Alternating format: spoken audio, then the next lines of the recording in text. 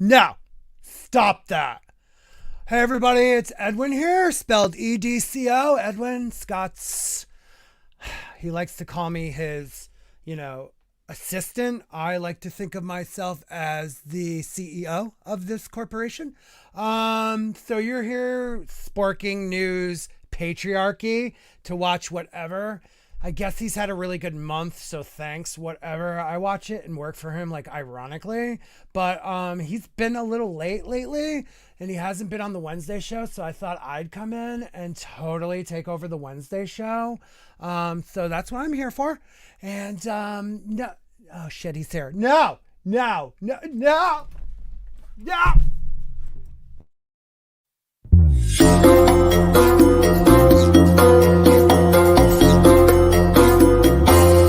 Ba-doop-a-doo!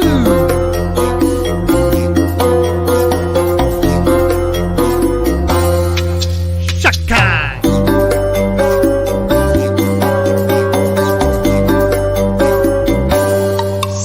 Still so loud.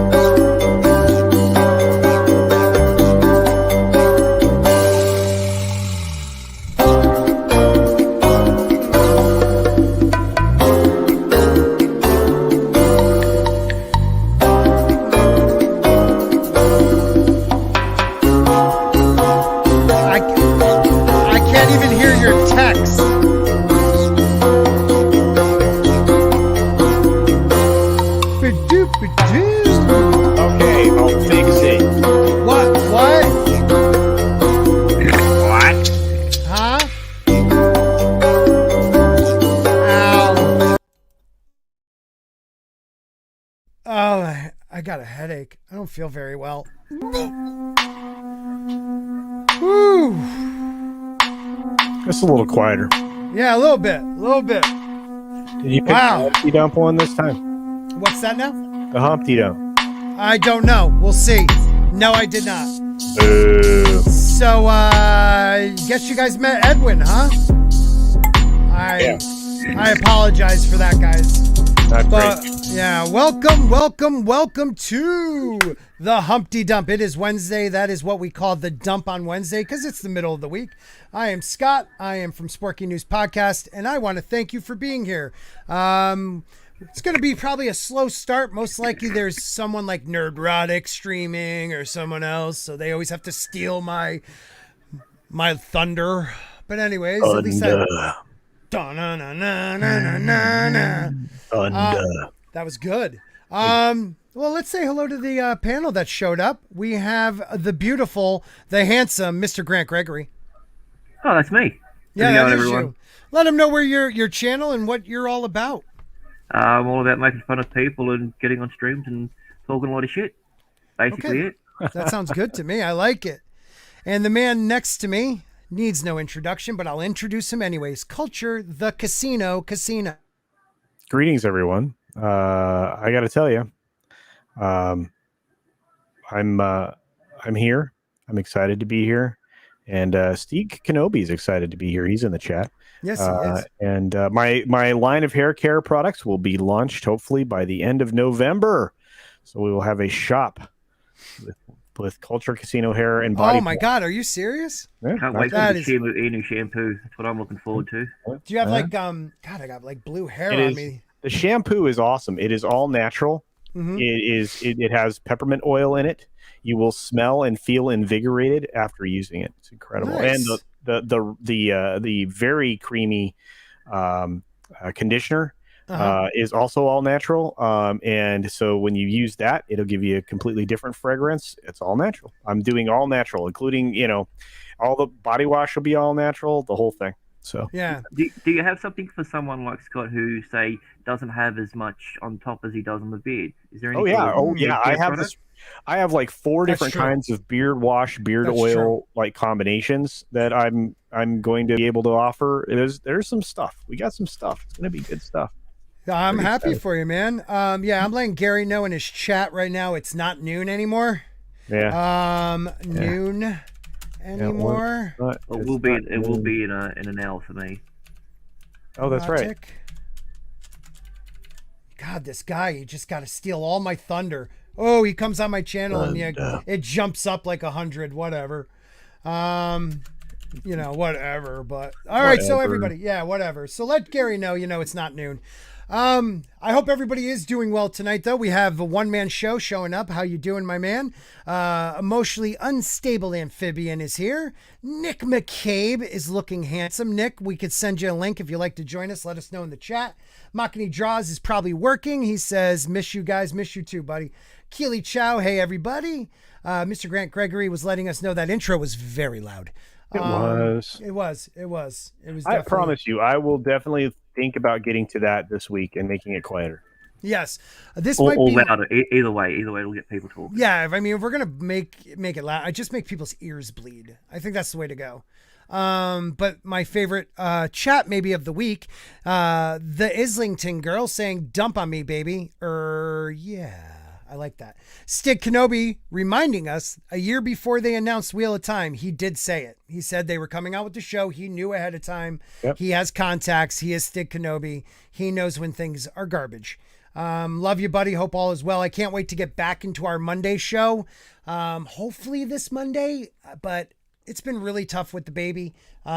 He might have to be like 8 months old before I start anything back. I don't know. It's been tough. Anywho, Mr. Dragon saying, sup guys, Metal Runner is here. He's all right, I guess. Metal Runner now. All right. Mark's 47. Too many streamers. I know. I won't get anything done either. Soul Assassin up here. And we got Wookiee Supremacy in the house. Culture Casino, Compre Dulce de Halloween. Es las com todo el mismo. Elos como todo el mismo y reparte cajas de pasas para engañar o tratar. I'm sorry, I don't speak Hindu. My bad. Anywho, what are we doing tonight? What is K-Pasa, brother? What are we K-Pasa, I know that one. Biblioteca. K-Ora S. Yeah, they're handing out raisins, I believe that's what they were saying. As trick or treat. Why did you say library? Biblioteca. Okay. K-Ora S. What time is it? Bien, gracias. E2? We. E2? The great Spanish word, we. Yeah, yes. I'm very good at that. From French. Well, it's the northern part of Spain. Yeah, it's French, Portuguese, Spanish, Yeah. Stick Kenobi says, one glance at the World of Warcraft, Wheel of Time trailer, and you can tell it will not be following the books, of course. If you read the books, of course, this will be worse than Game of Thrones season 8. Not even like season 7. He went straight season 8. Yeah. That is terrible. Now, not good news. There was one cool thing about the trailer. I didn't watch it in this version, but I saw somebody react to it. They used YouTube 360. So while the trailer's running, you could look side to side and they would have faces and writing coming out of like the sides. It was kind of neat to look at. So if you have YouTube 360, check that out. It looked pretty neat. But I can see that it is not following the book. I think there was some gender swaps. Do you know anything about that, guys? Hi, Tina. There were reportedly going to be changes. Yeah. And Stieg is right on from what I have heard. I have now watched the trailer. I really didn't get into the book, so I really don't feel I can speak with authority on it. But, I read most of the first book and I had to put it down for some reason and I never picked it back up. Clay, what's up, brother? Cody, good to see you. Once again, please pass on to Nerdrotic. It is no longer noon. And just send people my way when he's done finally after whatever many hours. God, that guy, Gary. Come on the show again, please. Were you ever into it, Mr. Grant Gregory? No, we had to read it for school, so I started to wag and truant. So I never got into it. So it just wasn't my sort of thing. We got 2 pages in, and I went, I'm not going to go to this class anymore. Yeah, I hear you. I hear you on that. That's rough. That is rough. So I guess I thought there was a gender swap with one of the main characters. There's race swapping and age swapping. Now, to me, that doesn't always mean that it's a mistake. But you would know better than me, Stig, like making a Valerian black in the House of the Dragon, which is the dumbest thing I've ever heard of. When they're supposed to be like pretty much a white elfish race, like pure white with silver platinum hair and purple eyes, and you make one a very black man with dreads. It kind of that's a part of the paternity test because they can't tell if the baby's theirs or not. Well, funny you said that though. I don't know if you know the story. A big part of it is his son marries it's supposed to become the queen, but then there's like this whole her younger brother is born from another mother, and there's a battle for who's supposed to be the rightful heir. And one of the big things also is her heir.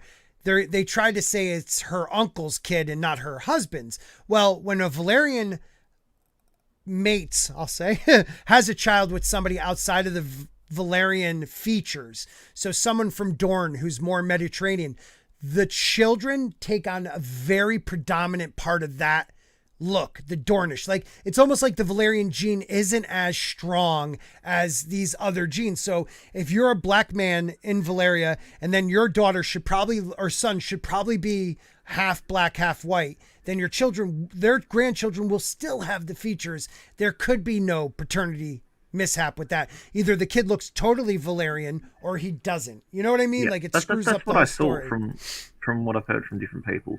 I said I haven't read the history book or whatever it is, so I'm not too familiar with it all. Commander Ed Straker, WOT is Wheel of Time. Oh yeah. Thank you for doing that. Yeah, we should probably bring up this. Well, we'll get to that. We don't have to bring up the story yet, but we can. No. We'll get to it. We're gonna start with a better story that we heard about. We're gonna talk a little Dune. Okay, so Dune got a sequel. Why don't you? We all kind of felt like it was going to, but there was like that. There was that little hesitation of like, why did they take them so long to announce it? What do you think about that culture? Okay, so first of all, it wasn't in Warner Brothers' control. Let's just put it this way. The person who currently is the resident holder of the license of the IP is actually Legendary, which is a China-based company. It's owned by the Wanda Group, Dalian Wanda specifically. And he, because it's China-based and because, they financed 75-80% of the original film, they must have gotten a check from Warner Brothers and decided at that point to move forward with it. Now, this is based on a lot of, educated guesses, but that's probably why they waited. Usually, if you want to pump a film, you pump the film like, right as it releases for a sequel, because the studio's so happy. It's why they announced Cruella 2, even though there's probably not going to be a Cruella 2 unless they want to lose money or have it go straight to streaming, right? So, but hey, maybe there will be. Who knows? It just didn't do very well. So this film in particular, this is the other cool thing. Based on the Samba TV numbers for HBO, for HBO Max, domestically, 1.9 million U.S. households watched this in the first 3 days. How many? 1.9 million households. Wow. In the first 3 days. Well, yeah, wasn't it over 1 million the first Thursday?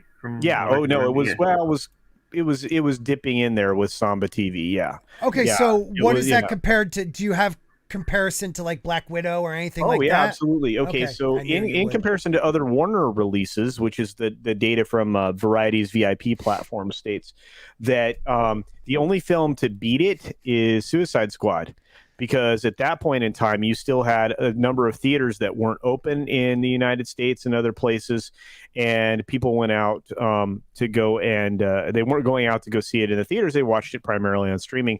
That beat it pretty heavily, but it beat out the Snyder Cut, and it beat out Godzilla versus Kong, and it beat out these other things at 1.9 million. Now, Samba TV is about half of the digital tracking that you're going to find out there. It's pretty close, like 47%. Hey, what's going on, TT? The other half is going to be Roku and a few other also RANs, right, that can track digitally what things are being done. So if you figure that's about half, 1.9 million, that means there's probably another 1.9 million on the other side. So basically 4 million or just under 4 million US households watched it on the streaming service. That's a lot because you know households on average can be 3 people in the United States. Right. So it was.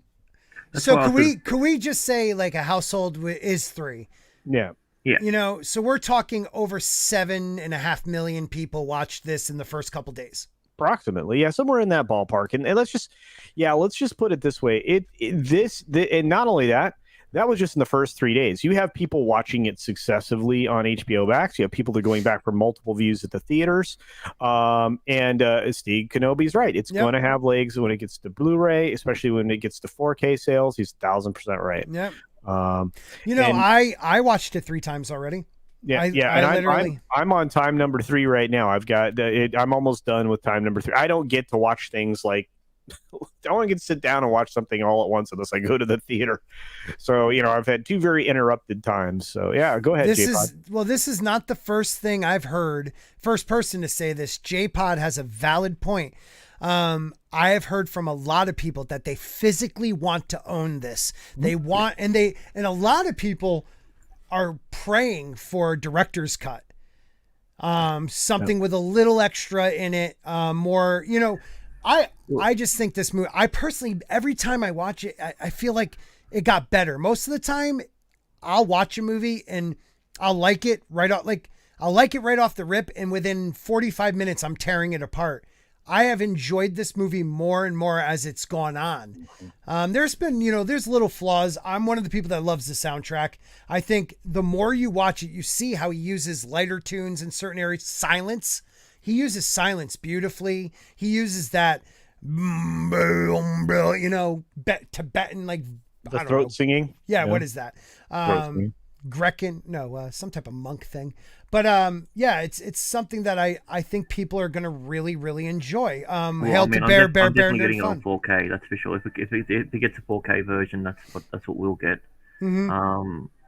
Very rarely do I want to fork out the extra money for the 4K, but that's something that I think it's warrant. I mean, especially if they do a director's cut. Like, I think he said there was like 15 minutes or something out of the beginning, the world building side of things that they took out, and that was part of my favorite bits of it. I really enjoyed getting to know the world again, but just through a different set of eyes, and a little bit more with the spice and everything would be a bit nice as well. Yeah. And look, I mean, I agree with the Islington girl. It's going to have pretty good legs. I think you're going to see a far smaller fall off in it second week than you saw from any Marvel open. I think it did lose piles of money. We estimated that it probably left about $60 million on the table domestically.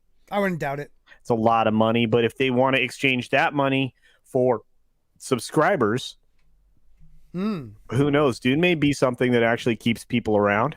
People can watch it multiple times. Yeah. I loved it. I thought it was great. One Man Show says it was okay, but not great. But okay. But okay, right? Yeah, and that's his prerogative. Yeah. And he's the best thing that's come out in the last 12 months, I think. Oh God, yeah, it's the best film of the 2021. Yeah, definitely. Yeah. And you know what? It's not us discussing, gender and politics, and it's us discussing different techniques they used and different choices they made. From book to movie, which I don't know a lot of, but like different choices of music and the way they filmed it. I'd rather discuss that stuff and sound like a dork and be bored, for normies, than be always outrage mob and hate this and hate that. Because when I love something, I'm going to love it. That's why I cover the books. That's why I cover Song of Ice and Fire books. Not a lot of people watch our Monday stream when we had it regularly, but guess what? Stig, myself, Jane, Miss Martin Muses had a ball doing it. We want to talk about good things here. We want things to succeed, but the problem is the executives and these people of power that are trying to pass on their moral compass to us and tell us we're wrong, and we're sick and tired of it. And I think Dune did a great job keeping that out. I mean, even the part with Zendaya and everything, where she's calling him a little boy, it fit within it because, you'd see him and you'd normally think that it wasn't like it was. He was trying to put himself out there, and this was her way of shutting a man down. It fit within the story, and I quite liked that. Oh yeah, and then she was gone 90 seconds later. It was even better. think about it. Oh, that was great. She lives in a lifestyle that is hard. Yeah. So to her, he is a little boy that grew up in a palace, you know, so you can understand the choice. Well, yeah. And yeah, I'm not going to get into the spoiler aspects of it, but everything about it was very well done. The Guild Command's hanging out with us tonight. Love the Guild Command. Andy McCallum rolled in. Andy. TT says my internet drops out every 20 minutes. I need the physical disc. So do I. And I'm with Brightest Day. I'm going to own every cut that comes out of this film. It was so well done. And if they have extended cuts, and that's what the Islington girl is praying for, dude, for sure. I would sit through any, if they put all, by the way, they cut out multiple scenes. I'm going to put it that way. Yes.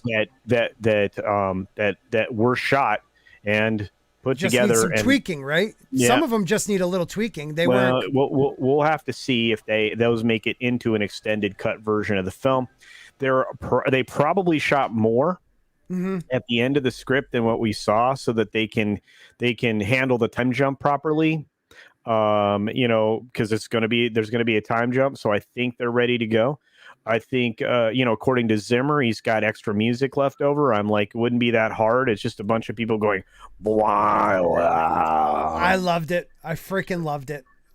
This chat is flying, dude. Everyone's doing such a great job. Thank you so much for coming out tonight, guys. We have 22 people in the chat. Please hit the like button, share it out, let people know we're here. The dump is live. Yeah, let people know that Gary doesn't know when noon is anymore. Yes, it's not noon, Gary. It's not noon. If you want to come on our show, Jayne, I sent you a link if you want to come on. Jayne. We love you. I love Jayne. I do too. Now, what did Stig say here? The book have sold 20 million copies so far. I bet you that number will be a lot higher in 5 to 6 years. Movies like this tend to boost book sales. I completely agree. Look what Game of Thrones season 1 through 4 did for the books. Season 1 got so many people to read A Song of Ice and Fire books. I like to keep Stig will keep eyes on that, because Stig is I call him my book guru. It's the first time I've ever said that, actually. You know what? Actually, but Stig actually knows quite a bit about a lot of the literature and stuff like that. I mean, he's a lore based guy. OG Star Wars. Listening to your Monday stream while I used to edit on Mondays was like awesome, because it was like, it was a great way to. Yeah, well, and I got to listen to your guys' opinions around books that are never going to come out. It was fantastic. Jayne Theory says, I want a 4-hour cut. I'm with you, Jayne. Jayne, look, I don't know about you guys, but and it's funny because I found out more than just me, more than just I do this every New Year's. Every New Year's, I watch Lord of the Rings trilogy, and I come to find out Gary does that. There's like 4 other people that do it, which is so funny to me. Like, we all picked that one day, but I have the old school box set with the green, the blue, and the red packaging, the extended cut. This is something that I would watch straight through at least once a year for the rest of my life if part 2 is as good as I hope it to be. Oh, there we go. I knew that was you. I was like, oh God.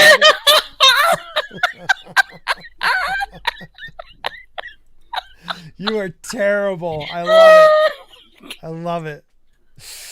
Was that what you wrote? Was that you writing that in the private chat? Okay. Welcome, Stephen Christie, to the chat, and the Red Gaze. What's going on? Oh Lordy, what up, man? No, I was planning on just building boxes and stuffing books tonight, but I saw that you couldn't even land Mad Martigan, so I felt a little bad for you, so I figured I'd come in here. Even he's gone. I don't know what the hell's going on. It's fine. Thank you for stopping in. I believe my copy got shipped this morning or yesterday. It did, yes. I'm yesterday. so stoked. Ooh, I'm so stoked. I am stoked. Can you tell us a little bit about that real quick? Yes. What I do is I pack the book in a box, and then I put it in the mail. People know. It is Sunsworn Wings of Vengeance. It's a supplemental comic book that follows up the novel that I wrote, Sunsworn Edge of Annihilation. The next novel's coming next year, but yeah, Wings of Vengeance is still up for grabs. If you want to get yourself a copy, please do so. Yes, sir. Excited to see that one. How are you both doing tonight? And Christy, how are you?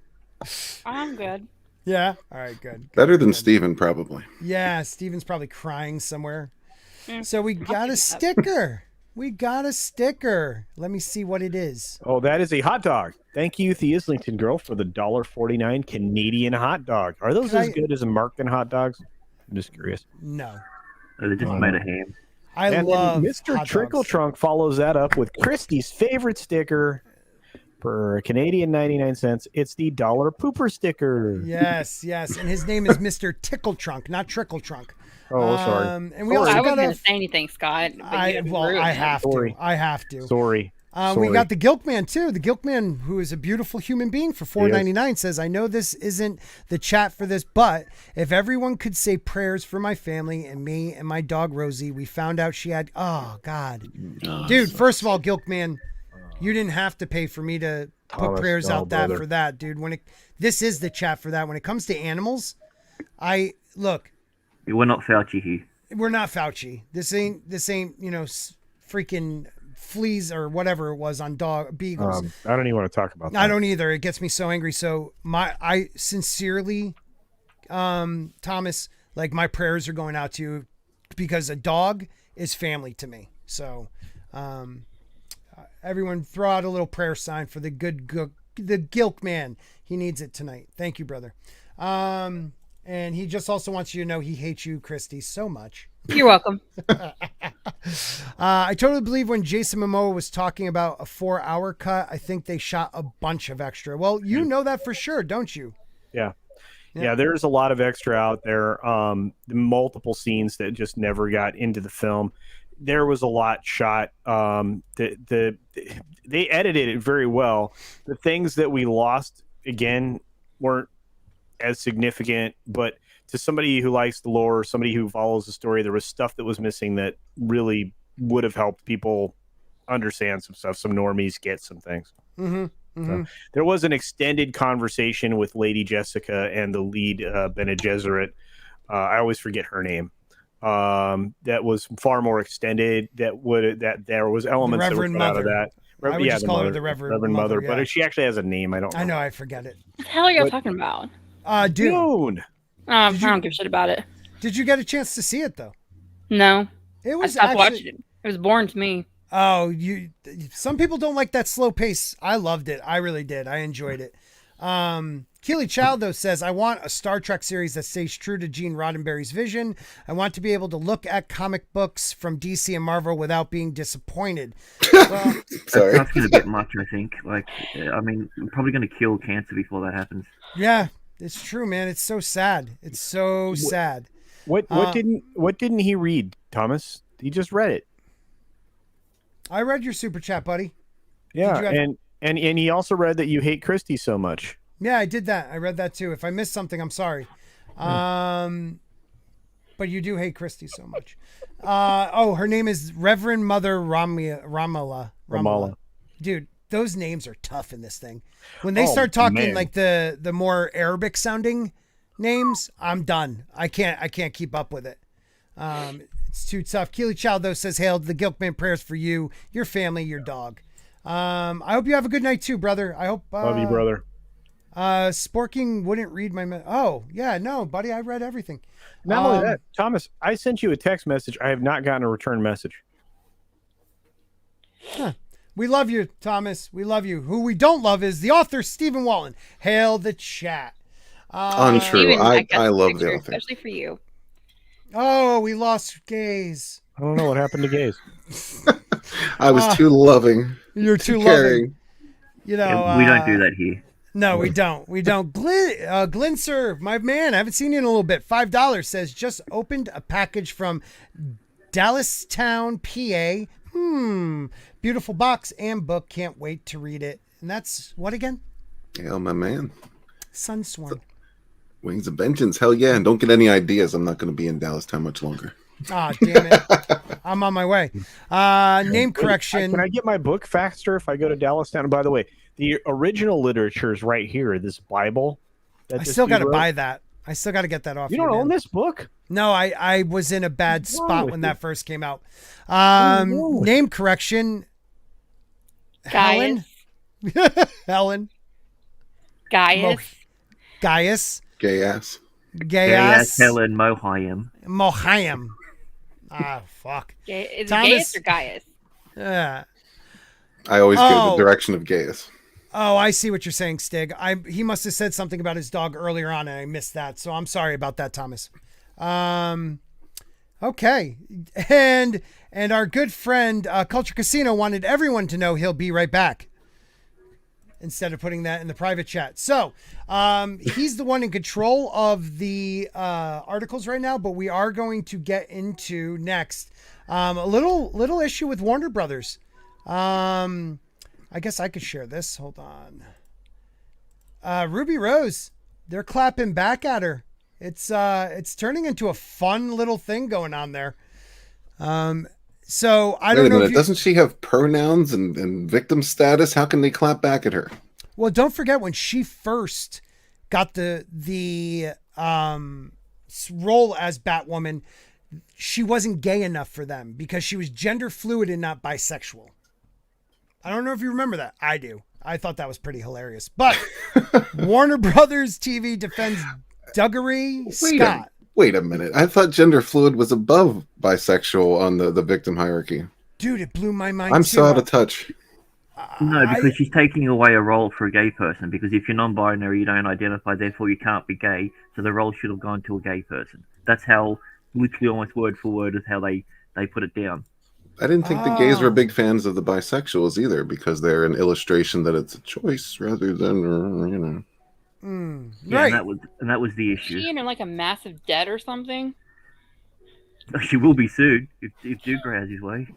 I pronounced it Dougray. Yeah. Sorry. Go ahead. No, the reason why I say that is because it's like there's headline, there's always the tabloids and stuff like that, but when you get like the insiders or like the Hollywood, like the Hollywood Weekly or stuff like that, I was like, what's going on? Does she need the press or something like that? No, you know what it is? I think she must have signed like a non-disclosure or NDA, whatever you call it. Non-disclosure? Yeah, disclosure. I can't speak tonight. And it's probably up. And now she has the right to say whatever she wants without getting sued. That's what I think. There's no way in the world the NDA would be that short. I can guarantee there's no way in the world. Ray, how long has it been? Only like a year, right? Not even 18 months sort of thing, yeah. Like, So do you think she didn't have to sign one? no, I think that's. I think she did someone, and I think that's the reason why she's bringing out all this extra stuff, talking about emails and different things, just to sling as much mud as possible. So that way, if they do sue her, it looks bad on their behalf. Okay. So, okay, this is my question. Okay, right here we have, does she... No. Okay, from what I know of gender fluid, is that... See, this is what confused me, because bisexual is someone who likes both men and women. Gender fluid is you like both men and women. It just depends. I don't know the difference. Does anybody? I know. How do you wake up? I literally had to pull it up real quick because I had no idea what the fuck gender fluid meant. Gender fluid people are often express a desire to remain flexible about their gender identity rather than committing to a single definition. Okay, so it's their... like being bisexual, but just for genders. Well, no, it means you are switching back and forth, Yeah, not that's what I'm saying, switching like- back and forth your partner. So you're right, bisexual, but for gender. Hi, Jayne. Hello. How are you guys? How are you? It's fantastic Howdy. to see you. Happy to be here. Yeah. So, how do you feel about the whole? Are you up on the Ruby Rose allegations and Warner Brothers now? I'm happy that they're actually firing back. Well, I thought it was kind of interesting on her part to make a direct allegation against an individual. Like, I mean, she was very vague for a lot of things that she said, but then to come out and just accuse him of being an abuser. I mean that's pretty extreme. So Yeah. I'm not surprised that they would defend him because they need him to continue in the show. Right. But also it appears, according to her post anyway, he sued her. I don't know if that's been verified, but I wouldn't be surprised. And under the circumstances, who are you going to support? This one person has been a problem the entire time, or you're an actor who I guess has been unproblematic as far as they're concerned. He's not even a part of the show anymore. Oh, he's Well, not. they may need him on other No. projects though. No, but I mean, yeah, but he's a company man, so they're going to protect their asset. Well, but okay, so you could say that too, but I've heard that there's been people that worked on the set. Now they might be doing it also because of the company, but they've come out in defense of him being professional. People that worked with him on other jobs saying he's the most chill dude they've ever met. And for her to say like he's this, well, let's read. We'll read a little and then we'll get back to it. One more point. Yeah, on that, please too. go ahead. Like you were saying, a lot of people, just random actors, have been coming out on Twitter defending him. And what I was waiting on was to see if what we saw in other cases where other actors, co-workers would come out in defense of the person making the accusation. Right. I haven't seen anybody come out and corroborate what she said. Not one. And that's you know what, Jayne, that's probably the biggest signal there. I mean, I thought about that earlier too. There has been multiple people coming out for Dougray Scott. But not one has supported her. Everyone says she was the aggressor. But we'll read a little bit and see what they have to say. So Warner Brothers Television has stepped in to defend actor Dougray Scott after his former Batwoman co-star Ruby Rose made further accusations via social media. I thought we got her off, or the LGBT community got her off of social media because she was being attacked because she wasn't gay enough. I remember her like getting rid of her Instagram and stuff, but I guess she's back. The studio has called Scott, who played Kate Kane, Batwoman's father, Colonel Jacob Kane on the series, a consummate professional, and stated that there have never been any allegations against him of bullying or of abusive behavior on his part. The studio also reiterated that Rose was fired over multiple complaints about workplace behavior. We condemn, I love that word. We condemn the comments made by Ruby Rose about Dougray Scott. Warner Brothers has found Mr. Scott to be a consummate professional and never received any allegations against him, which we just said is freaking again. Mr. Scott was greatly respected and admired by his colleagues and was a leader on the set. The studio noted in a statement, Warner Brothers Television did not pick up Ruby Rose's option for an additional season because of multiple complaints about workplace behavior that were extensively reviewed by the studio. Now, when it first happened, we heard it was her. She didn't want to be back on this dangerous set. She said that, but there were other people too at the time saying that she was a problem on set. Yeah. So it's like, this kind of supports what the rumor was back when she left. Yeah. I mean, this comes after Rose doubled down on social media this weekend against Scott, and she threatened legal actions against the executive producer, Greg Berlanti. Dougray, I have too many witnesses coming forward with worse than just your anger issues. What's STET? I've seen like sick, meaning they wrote it wrong and they left it in. Apprentice. What's STET? Anybody in the chat? Let us know. Not sure. Yeah. Shit. Tired. Etc. Tired. But you're suing. I don't know. But you're suing me for maybe 10 it's million. subtext somehow. Yeah, maybe it's subtext. maybe. But you're suing me for 10 million costs. Greg Berlanti shared his lawyer with you. Please come first so I can use the money from that case to take on Berlanti. She wrote on Instagram. She's completely out of it right now. She's lost her mind, right? Yeah. Like, if you're going to sue someone, is this the smartest thing to do, Jayne? It's not. I mean, he's suing her though in this case. And it's still not smart because she shouldn't be responding to it on Twitter. She should be, or Instagram. She should be responding through her attorney in the lawsuit. Right. I mean, first of all, where are all these witnesses too? Yeah. Okay, all his these people name she's is claiming Dougray. to be supporting, none of them are coming out saying anything. Thank you, oh God, I'm going to screw up your name now. Masha? Maisha? Is it Maisha? Says his name is Dougray. Damn, I suck. Thank you though. Thank you very much. Adults don't bully. They pressured. Bullying happens with children. What the F is this terminology? Okay. Does anybody know? Well, wait a minute. They are mental children. That's why. Let it stand. Tina, you know all this lingo. Let it stand. Okay. So now I want to reread that. Hold on. I want to read how she meant it. So Oh God, how did Dougray? Dougray. I have too many witnesses coming forward with worse than just your anger issues. Let that stand or whatever. Oh, that's so lame. Okay, so it's unclear what Rose is referring to with Scott. Scott has not filed a lawsuit against his former co-star. He did issue a strongly worded statement after Rose posted this crap about him.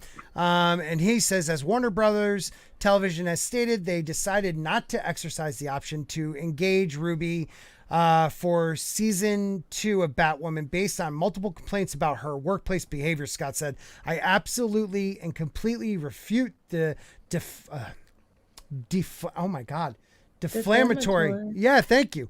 And damaging claims made against me by her. I can't speak today. They are entirely made up and never happened. Well, if she lied about the lawsuit, then I can't believe anything she has to say. Well, she said he was abusive towards women, hurting a female stunt double. Like, if she lied about the lawsuit, yeah, you're right, Jayne. It's like, why would you lie about something that can so easily be proven false? Right. He probably just made fun of one of her tattoos once, and she never let it go. Right. What He lied about being allergic to the latex as well in the suit. Mm-hmm. Yeah, I hate you, Parrot Head, sometimes, and I love you all the same. I mean, he's right. Wait a minute. You what? So we're talking about the Ruby Rose thing? Yeah. Mm-hmm. So are we talking about speaking to her credibility? Mm-hmm. And because I was away for a moment, Jayne, what do you think? Well, she lied about the lawsuit, apparently. Oh, really? That's what I just heard. I mean, So it does sound like the way. If that's the case, then how can you believe anything else that she's accusing him of? I mean, she does have receipts for certain things, like the injuries and all that. But that's and not the workplace issue. But the problem is that that's not necessarily a workplace issue. Right. She's a superhero. She was in a superhero role, and those people get injured. Mhm. She didn't prove that they had done anything to cause her to be really, injured. That's true. It is really me, Time Prophet. It really is. Yeah. Yes, Blake. Big words. I'm having problems. And why didn't she sue if she was injured? Right. Man, there's a lot to it, Jayne, that I agree with you. There's a lot of things here. I'm like, well, wait a minute, and then she talks about the guilt trip that the studio put her on when she got injured, right, Jayne? She talks about that, but were they guilt tripping her, or were they just saying, look, if you can't show up, we're not going to rearrange our schedule for you. If you can't do this, then we're going to move forward. I mean, well, no, that's not what they said. They were going to strike. They were going to essentially fire the crew and move on, which they could do. No, I agree with you. They don't have to suspend everything they're doing and all of the money they've invested. It's like her entire complaint was focused exclusively just on her and how no one did what she wanted them to do. But it wasn't anything that they didn't have a right to do necessarily. And that's the problem that I have. If they did something blatantly wrong, they did something that violated your contract, or they did something that caused you injury, then what have you done about it? It's the same question I had with Ray Fisher, but at least he filed a complaint. At least he hired an attorney. I mean, he was running his mouth on social media, but he was also taking appropriate steps to deal with it. And with her, I don't see any evidence of any actual action on her part to resolve it before deciding to come to Twitter. Right. And before I have Mr. Grant Gregory answer this, the whole thing with the injury was she said she got injured. They called her and said, we need you back on the set now. Now, it could have been they got a report after she healed that she's ready to go and she didn't feel comfortable, but that's not the company's problem. If the doctors are clearing her, they have all the right in the world to say to come back. So that's he said, she said. We don't know the truth with that one. Once again, with the statement here, we can verify, or we can check that there is no lawsuit from Scott. So we have her in a lie. She has definitely lied once. What's saying she hasn't lied before? Mr. Grant Gregory, what do you think about it?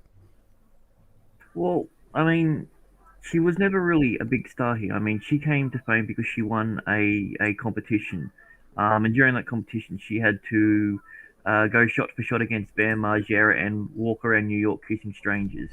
And then she was just doing small TV gigs as host and that sort of thing. She was never a big star. It wasn't until she moved over to the States and then started doing small acting roles. I mean, she's almost a non-issue. Like when it comes to our Australian exports and everything, she barely ranks in the top 100 of people that anyone even talks about.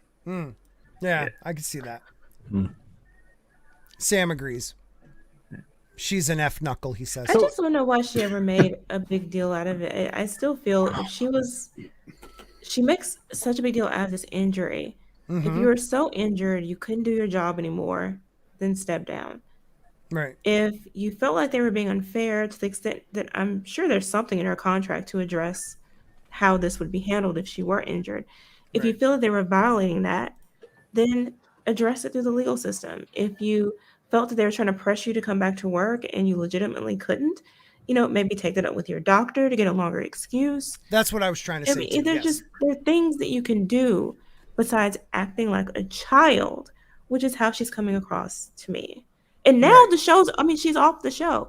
So what do you want at this point? Well, what is it going to? Okay, I think a better thing. Oh, we love you, Christy. Sorry you have to jet. Did she already jet? All right. Yeah, she Sorry, bounced. buddy. You're the best for stopping in, though. I love you. The thing is if this just to me, okay, it shows that she's petty because she didn't go through the look at Black Widow. Look how oh God, I'm blanking on her name. Scarlett Johansson dealt with that. It wasn't her in the tabloids, her doing this, yes, she might have made some statements, but she used the lawyers and she got what she deserved. Like, if Ruby Rose really had a case when it came, because medically, they can't force you back before you're ready. I don't care what the contract says. So if the doctors weren't going to release her, then Warner Brothers would never have pushed that because they know that would just not look good. You know what I mean? Like, it just makes no sense. And Mark 47, you were first. Yes, you were. The other thing too, I feel like somebody should come to her defense. I mean, I hate going back to that issue, but we just saw people come out against Joss Whedon, right? Right. Yeah. And he's a powerhouse in the industry. Mm. But he saw was. people. Well, it was. Yeah. I mean, I'm sure he still has quite a bit of street cred there. Right. But you had actors who were on the set, writers, other people who were there, who came out and backed up the statement of that actor. I can't remember her name, who plays Buffy. Why isn't anyone coming to her defense, even as a character witness? Right. Like saying, I support her. Not one. Something. Well, I think she had a few people come forward and say some things. I don't remember I any. haven't seen any. Who? Can we find it? Take a look. I did not want. I hate this story. I didn't want to be. Well, let me just finish the last paragraph. Let me Google Ruby Rose friends. Yeah, Does she do have that. any? Seriously, does she have any? Galford's dog says, "Hey guys, Nerdrotic sent me. You're about to get flooded. Just kidding. I was just playing Metroid. You dick." It's Gary's fault. That's what I'm saying. It's Gary's fault that I don't have 100 people in the chat right now. Last week, Rose slammed the CW, Warner Brothers Television, and Berlanti Productions in a blistering online tirade, alleging toxic behavior on set that drove them from the show, which the actor abruptly left in May 2020. Rose initially accusations name-checked Batwoman showrunner Carolyn Dryas and Berlanti as well as Scott. So she's going after everybody.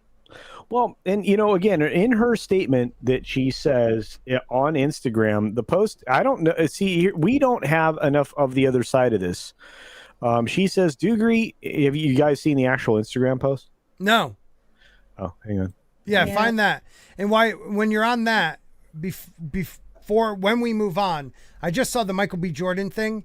He lands these writers for the HBO Max project he's working on for Val Zod. But the writer, they're like, aren't they like Transformers 7 writers? Who did he get? Let me see. Darnell. Yeah, take a look. It's Darnell. Yeah. Here, you know what? Let's go right to it. Well, here's the other thing. Go ahead. these writers that we're about to talk about. They are prolific TV writers. Okay. Now this is supposedly an HBO Max adaptation, which means it will end up on TV. Mm-hmm. So I feel like, and I feel It's like the TV show, I think. yeah, right? I feel like this is like the thing they don't want to put on the big screen. I mean, this is don't. probably the only way they could make J.J. Abrams happy by not having two competing movies, right? I don't even think it's that. I think that may be part of it, but I also think that the whole Val-Zod story as a concept and why he chose it is because it's not entirely consistent with what they want in terms of agenda and what they're pushing. Oh, it's No, I not agree. consistent at all. That I think is part of the problem and why he got the TV show, while the quote unquote Black Superman is going to get a ridiculous movie. Well, I mean, I'm looking more forward to this one than to the other movie. So am I. I think Val-Zod would be a cool story. Oh hell yeah! Because We've been waiting for Val-Zod for years, so I think it's about time that we, get a story about it. Why not? Well, I agree with you. I mean, there's a lot of stories we've been waiting for a while, right? And that's just one of many. And Black Adam's another story we were waiting for a while. It's going to get screwed up, but it's going to be out there. I just, like I said, I wasn't impressed with a lot of the stuff and a lot of the moves that were being done around the DC stuff, and I'm less impressed now. So whoever's running the DC thing at the moment, I don't really feel like they're doing a good job. yeah, I think I'm willing to give him the benefit of the doubt. Just hearing him talk about it. Oh, I Like trust Gordon, him. You know, I trust him. Yeah, I trust him too. Wait, don't misunderstand. But I feel like the DC. Well, I guess I'm talking more about the cinematic universe. Okay, yeah. Yeah, I feel like it's terrible. If in all honesty, I would rather see this not be a TV show and be a movie, and I would like to see the trash can fire that J.J. Abrams is going to try to sell, written by Ta-Nehisi Coates, as the TV show. That'll be ignored. I mean, And the guy once that's again, writing who's this, that? Oh, go ahead. he's only written one other thing. I think this is his second project from memory. Well, if you don't count the terrible comic books stuff. The Yeah, racist ones? Yeah. Yeah. But like they're talking about these two guys like they've been amazing writers. I'm sorry, I love the idea of a Carthaginian general Hannibal story. I've never seen it though. The Nola, I don't know that one, even though Sam Raimi's directing. American Snow, I don't know that one. Transformers: Rise of the Beast is their biggest thing to date. It's not out yet, so I can't guess how bad it will be. But if it's not even out, so how are we supposed to even judge? Get excited by it?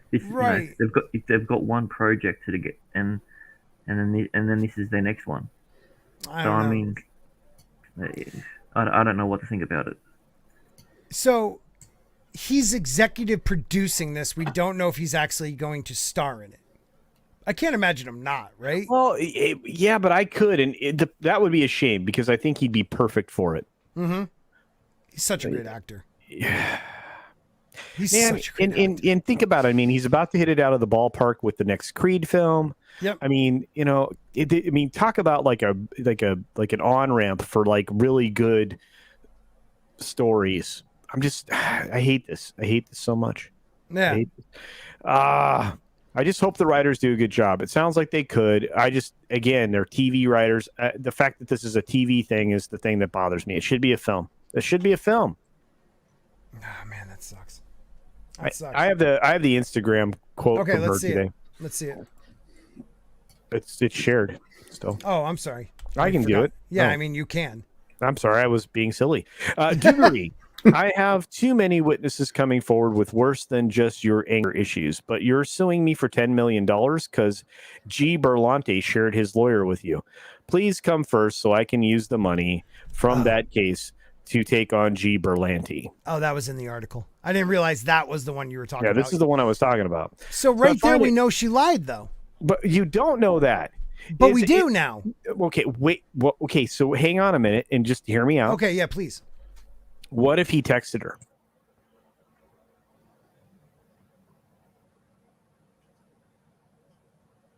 What if he texted her this message?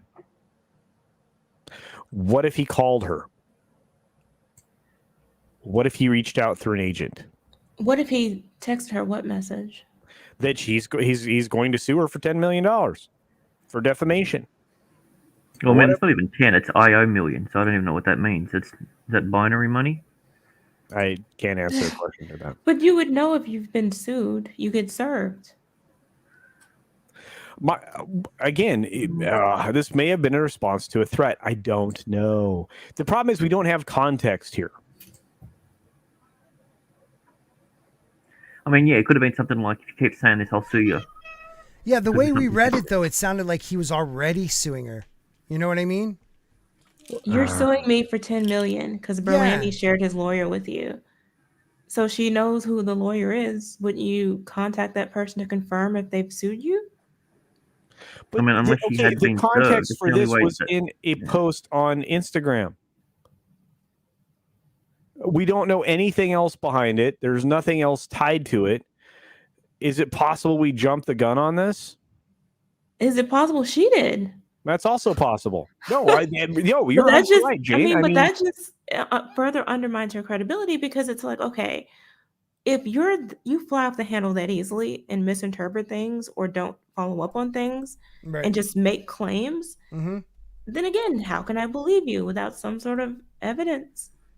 Yeah, well, when she says you're sharing the same lawyers, it makes me think that she's been served, because how would she know who his lawyer was unless papers were served? So that's why when you hear it, you believe that it must have happened. I don't know, other than the previous story associated with this one was that, Warner was backing Dougray and the cast of the show, and Berlanti and the other producers like Carolyn Dries and the rest. So just let's read the headline now. I know headlines are out there just to grab you, but it worked. She alleges She alleges that he filed a $10 million lawsuit. That's easily verify. Oh, what is wrong with me tonight? Verifiable. Thank you, Big sir. word. I can't do it tonight, man. There's a lot of not sleeping with babies. But we could check on that. We could see if that actually happened. There'll be court records of that. So if you prove that she's lying about this, what's to say she isn't lying about everything? I'm not saying she is, but what's to say that you can trust her? Well, I mean, all it proves is she lied about that. It doesn't. You can't necessarily equate one to the other. At that stage, it just goes into pure to me, character that's character. assassination. That's character. Yeah, but I mean that then we're no better than with character assassination. Oh, I don't disagree. think so. I disagree because if someone is lying to you about something, that is going to affect their credibility in your eyes. I mean, that's a perfectly natural thing. Yeah, no, I agree with that stuff coming forward, but that doesn't necessarily equate to her lying about everything else. Is what I was getting at. Right, but it doesn't help her.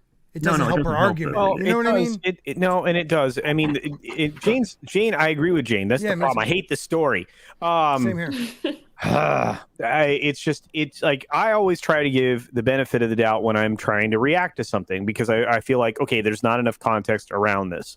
This statement, this headline, this thing came from an Instagram post. We have no context for what happened or what inspired that post, that Instagram post to be made.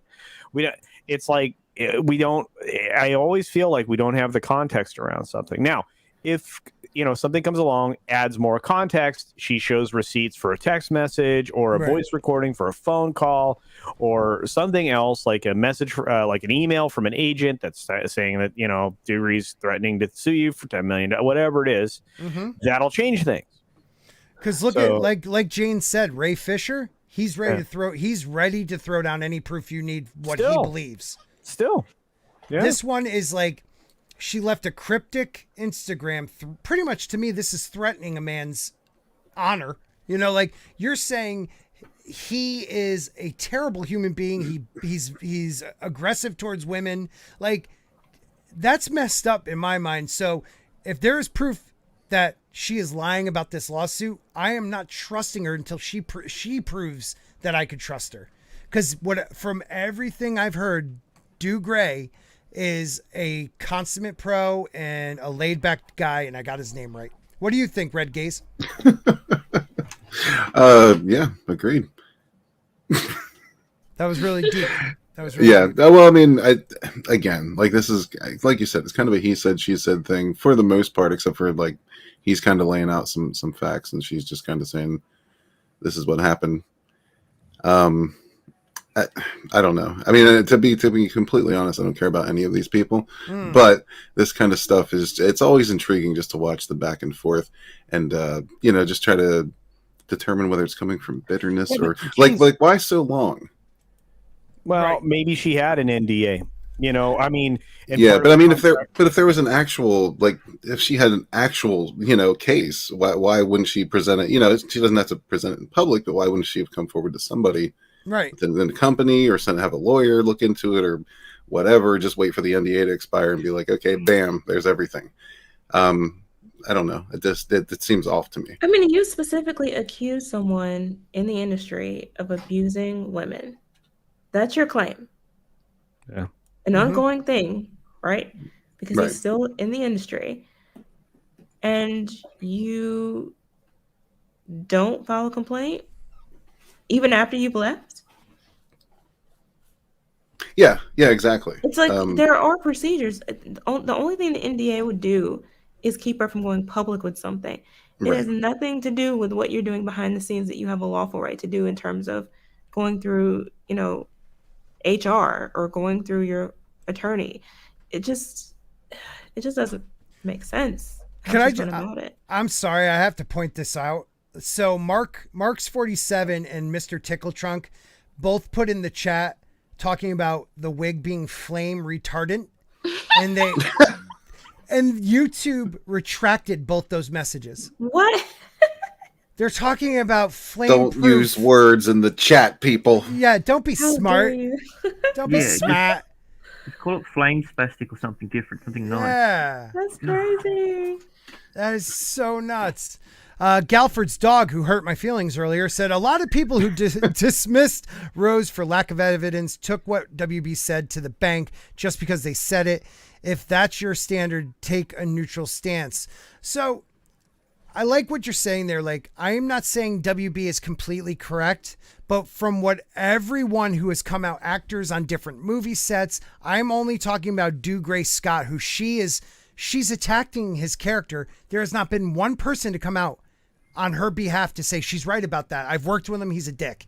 Everyone has come out and said he's one of the chillest guys you can work with. He's a professional. Like, I have not seen one person come and say something bad about this man. Well, yeah, and in the novel she wrote on social media, if there was evidence, why didn't she present any? Mm-hmm. So, Toxic Man Flu, first of all, for $5 freaking said, thank you, Toxic Man Flu. You are a channel member. So, Scott can't do it tonight.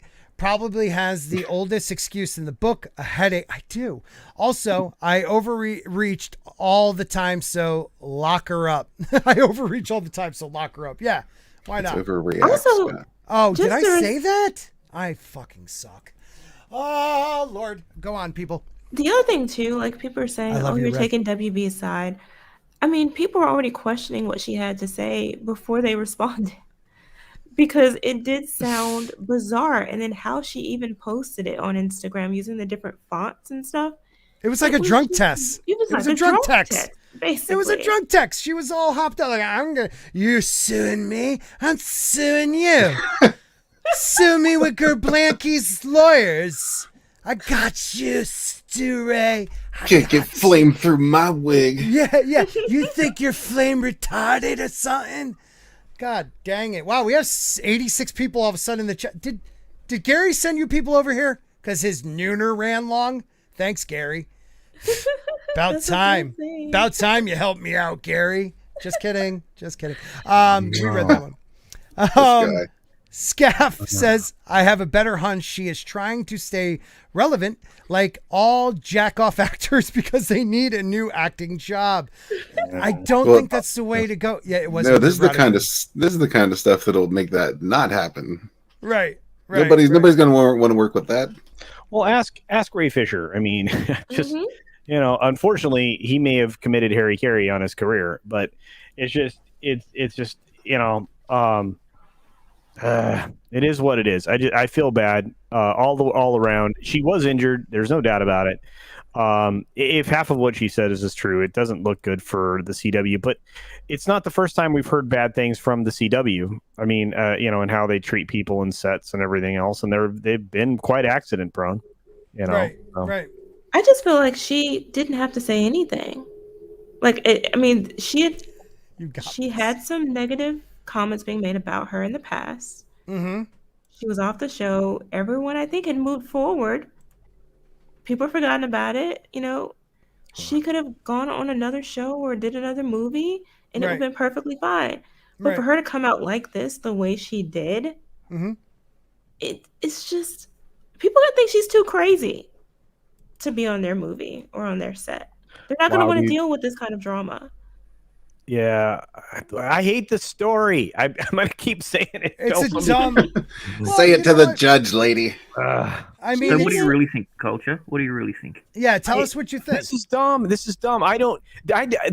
Everybody wants us to cover this stuff, but this is the dumb stuff I don't like to cover as much. And thank you for the neurotic grade. You guys are freaking amazing. You guys are incredible. Dude, 93 people, 96 at peak. Thank you. And what you don't understand is it's as important for a channel the size of Scott's to hit 100 likes on a stream as it is for Gary to have several thousand. 10,000. Yeah. But if you guys, you guys are if amazing. you could do me one more thing and just subscribe real quick, I'd really appreciate that. Gary has been one of the biggest supporters of my channel. I don't know why, because I suck. But if you could subscribe and figure that out on your own, I'd appreciate it. You should run a commercial, Scott. You should run one of the commercials for a promotion, because the G&G team really appreciates you. I think you should run one of your commercials. Thank you for the 93 of you here now. You guys are amazing. Thank you. All right, commercial number. Who is better, me or Stephen Walton? You're really here? I'm here. You're a real person? Who should hit 2K first, myself or Stephen Walton? Stephen who? Guy that wrote that dumb book that nobody bought? Oh! What do you mean, eat, pray, trees? 2K first, me or Stephen Walton?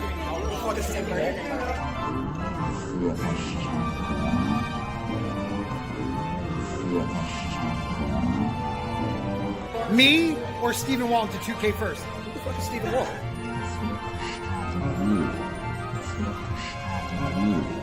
All right, me or Stephen Walton to 2K first? Who's that motherfucker? Not many people know. Yeah. Okay, so we're here trying to figure out, should I hit 2K first or Stephen Walton? Do you know who that is, Stephen Walton? Exactly. He doesn't matter, people. Subscribe to Sporking News Podcast. Yeah. There you go. Not one person told me I had a booger in my nose. Thanks a lot, everybody. Eric K is in the house. Welcome, Eric K. Thank you for being here, buddy. I love that guy. I saw Mags. Mags is here. We got Katina. Yeah, Katina. Yeah, Katina Martin. Yeah. Dude, I've been saying names and words wrong tonight, people. All so day. All day. So thank you so much for being here, guys. Year? Yeah, all year. Pave Law. All YouTube. Holy crap, guys. SWAT that buck. Yeah. Oh. Yeah, there's a bot. Oh, whoa. Yeah, please. He's saying Nigeria a lot, so please hit that. Holy crap, that was crazy. But thank you. Bashi Washi. F that, you're right. Put an F in the chat for that one, people. Yeah, whoa. please. F that straight out of it. Hey, at least I'm getting attacked. I love you people. So we're done with Ruby Rose. Can we go to the Russ shooting? Oh, do you have that one up, or you want me to do I that do. one? Let me whip that out for you real quick. Yeah, please pull it out real quick. Yeah. Well, this is the little tiny bit that you gave me, but it's interesting. This has a video clip that goes along with it. I'm sure we'll get claimed for it, but yeah, there is an update in this. It's up, Scott. Okay, thank you very much. I just think this might be the best answer to the bot right now. I believe so. Yeah, please report that. Thank you, Inferior. Okay, so it is up. So let's read that one. Can you blow it up a little bit on your screen from the So is there Arizona Central? Yeah, AZ Central, I think is what it is. Yeah. Yeah. So okay, this is, I don't know who this guy is. Do you want me to volume it? No, Okay. we're gonna read it. I think we can read it. Oh yeah, there is. It's legible. There's words. It's lettable. Okay, there we go. That's it's much lettable. better. It's All right, lettable. it's lettable according to Scott. Here we go. Whoa, one more person. I hit 1,700. Thank you, guys. Wow, they are not giving up. You're doing great. Don't worry. We only have 93 people in the chat. All right. So anyway, the facts are clear. A weapon was handed to the. Let's just listen to it. Oh. Screw it. I want my people to hear it. So we're going to listen to it, everybody. We're going to see what they have to say. While you're doing that, oh my God, Auschwitz? What is wrong with this bot, dude? Thank you, Gary, for sending bots over too. Let's hit it. Yeah, let's hear it and see what they have to say. Walton. It could be Walton. Oh my God, that makes so much more sense. Here we go. Always updated the press on Wednesday regarding the investigation into the Rust movie set. You got such an echo, buddy. Alec Baldwin. Well, I think the facts are clear. I want if I shared audio. Let me. Wow, we are pathetic tonight, guys. Come on. Man, it's my fault. Yeah, it is. You are trying to ruin my channel. Oh, I see. That's why Mad Martigan is in here tonight. He knew you were going to attack Super me. loud intro, bots invade, echoes. Mr. Baldwin, the weapon is functional and fired a live round. Does everybody know Culture Casino? Cinematographer Helena Hutchins died. She was 42. That's so Mendoza sad. revealed that the projectile fired from the gun was retrieved from director Joel Souza's shoulder. Souza was treated and released from the hospital.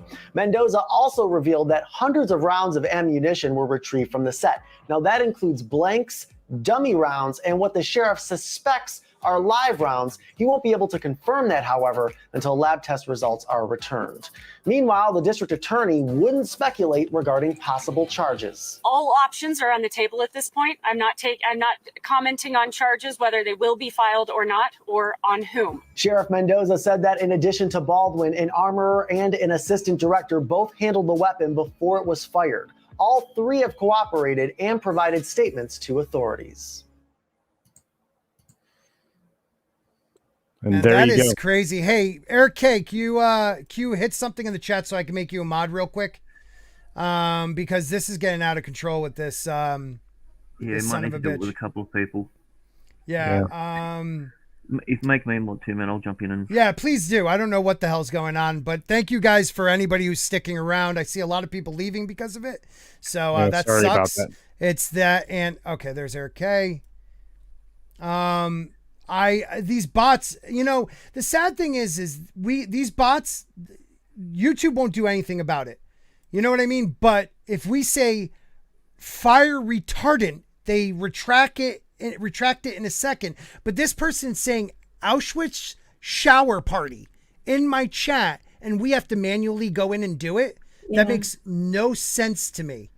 That makes no sense. YouTube, you got to do better, man. You have to do better, because it is not fair for smaller channels like ours to have to deal with crap like that. And somebody who is one of my mods talking about fire retardant, and you block that? But this Auschwitz shower party asshole who keeps putting F in the chat is allowed to do that? That's bullshit, man. That is bullshit. Gary giveth, buffs, take it away. That's That is true. That is true. But we still have 88 people in the chat. Guys, please subscribe to the channel. That's all I'm pushing right now, because this bot's trying to destroy it. But I appreciate everyone. We're at 1702. So thank you very much. I really appreciate that. Over 1,700 finally. That is awesome. What do you guys think about this whole Alec Baldwin thing? There's so many rumors, so many so-called affidavits, so many people who worked on the set. What do you guys think? Jayne, have you heard much about it? I've been keeping up a little bit. I mean, what concerned me initially at the outset was that in the initial search warrant, they were already describing it as an accident and basically saying he didn't know. And I feel like especially there were live rounds used, something that he would know because they were firing them on set. I feel like there is some responsibility there. And yet no one seems, at least in the industry and in the media, seems to want to confer any to him. And it's like, you have worked on all these movies before. You've done this before. You were on the set. You're the one who's holding the weapon. prop or not, I think the buck stops with you to know that it's not loaded, or that if it's loaded with a round, not to point it at a person. Like it just comes across to me as negligence that no one wants to assign to him. Right. Because of his stardom. It's not even his stardom. It's what side he's been taking for years. I mean, look at some of his tweets. I mean, we've read them. His tweets are terrible about people that accidentally hurt someone with a firearm, things of that matter. But you're right, Jayne. He's being protected when somebody else would be told to be fried. I don't know. I mean, you don't really hear much about anyone talking about the director. I mean, it is his set, so there's got to be some sort of at least liability or culpability on his behalf there. Mm-hmm. I know you don't like really talking about it, Culture, but what do you think? Okay, first and foremost, look, there is supposed to be a protocol that everybody follows on the set when it comes to this stuff. They're supposed to go through a particular series of events before the firearm is handed to the actor. In this particular case, that wasn't followed. There is all kinds of problems with the way that this was done. If you talk to someone like Script Doctor, who has been on many, many, many sets in Canada, he says that is everything that here is a problem. Also, more problem. They found a mix of live rounds, like actual rounds that had bullets on the cartridge, in addition to obviously, the blanks and various types of loads that are used on a set. That's a problem. Out of 500 cartridges that they've located so far in ammunition, they are a mix of all of these things. That's a problem. The fact that there is now, substantiated reports that the Colt and the other two weapons were possibly used to do plinking in the desert. That's a problem. There was a lot of things that are not standard. Could someone tell me how to do slow mode? This is fucking ridiculous. Yeah, you go into the studio, on the studio side, YouTube Studio. Go into this particular live stream, scroll down through the options to the chat, and select slow mode. Unfreaking believable, man. Yeah. Like, I have never, like, I'm a small channel and you're trying to F me up that bad, dude. Like, you have nothing better to do with your life than make the most disgusting comments I've ever seen. You make me sick, you punk. They'll take care of it. Don't worry about it. Yeah. So where am I? Sorry about this, chat. Just give me a minute. Gary does silent things for a while. So where is it in here? Say that again. Studio. And you have to go to the live video we're currently on. I am on it. All right. Then you have to go to scroll down to where the chat says, the chat thing. I don't see chat thing. Category, comments and ratings. No. It's in the actual video we're in. I'm in the video. It says video details, right? Okay. Yeah. Let's see. I need to get down to where it actually is. Settings? Would it be in the settings of that video? No, it should be in customization. So you go details, customization on the left. Hold on. Yep. And then slow mode is right there about 1/3 of the way down the page. Slow mode, 60 seconds. All right, everybody? Yeah, that sounds about good. Thank you very much for everybody who shot that out to me. I mean, at least you're trying because you're a loser, but I don't get it. Get a life, whoever this is. Yeah, Bellfire. Thank you so much. Thank you everybody for sticking around. Mr. Tickle Trunk, if you can comment. I don't know if I made you a chat mod yet, but I appreciate it. All right. Sorry. Walked him through that. Okay. Very good. And here's the thing. Okay. So I'll finish up what I was saying, which is, please do. There isn't some of the things that were said early on were completely bogus, and that's a problem because it's based on speculation. Like, there is no footage of the actual incident. They did collect, obviously, everything associated with that, whether it be film, DSLR, memory chips, the whole 9 yards to make sure and corroborate that there wasn't anything being filmed at the time, which there wasn't. It was a rehearsal.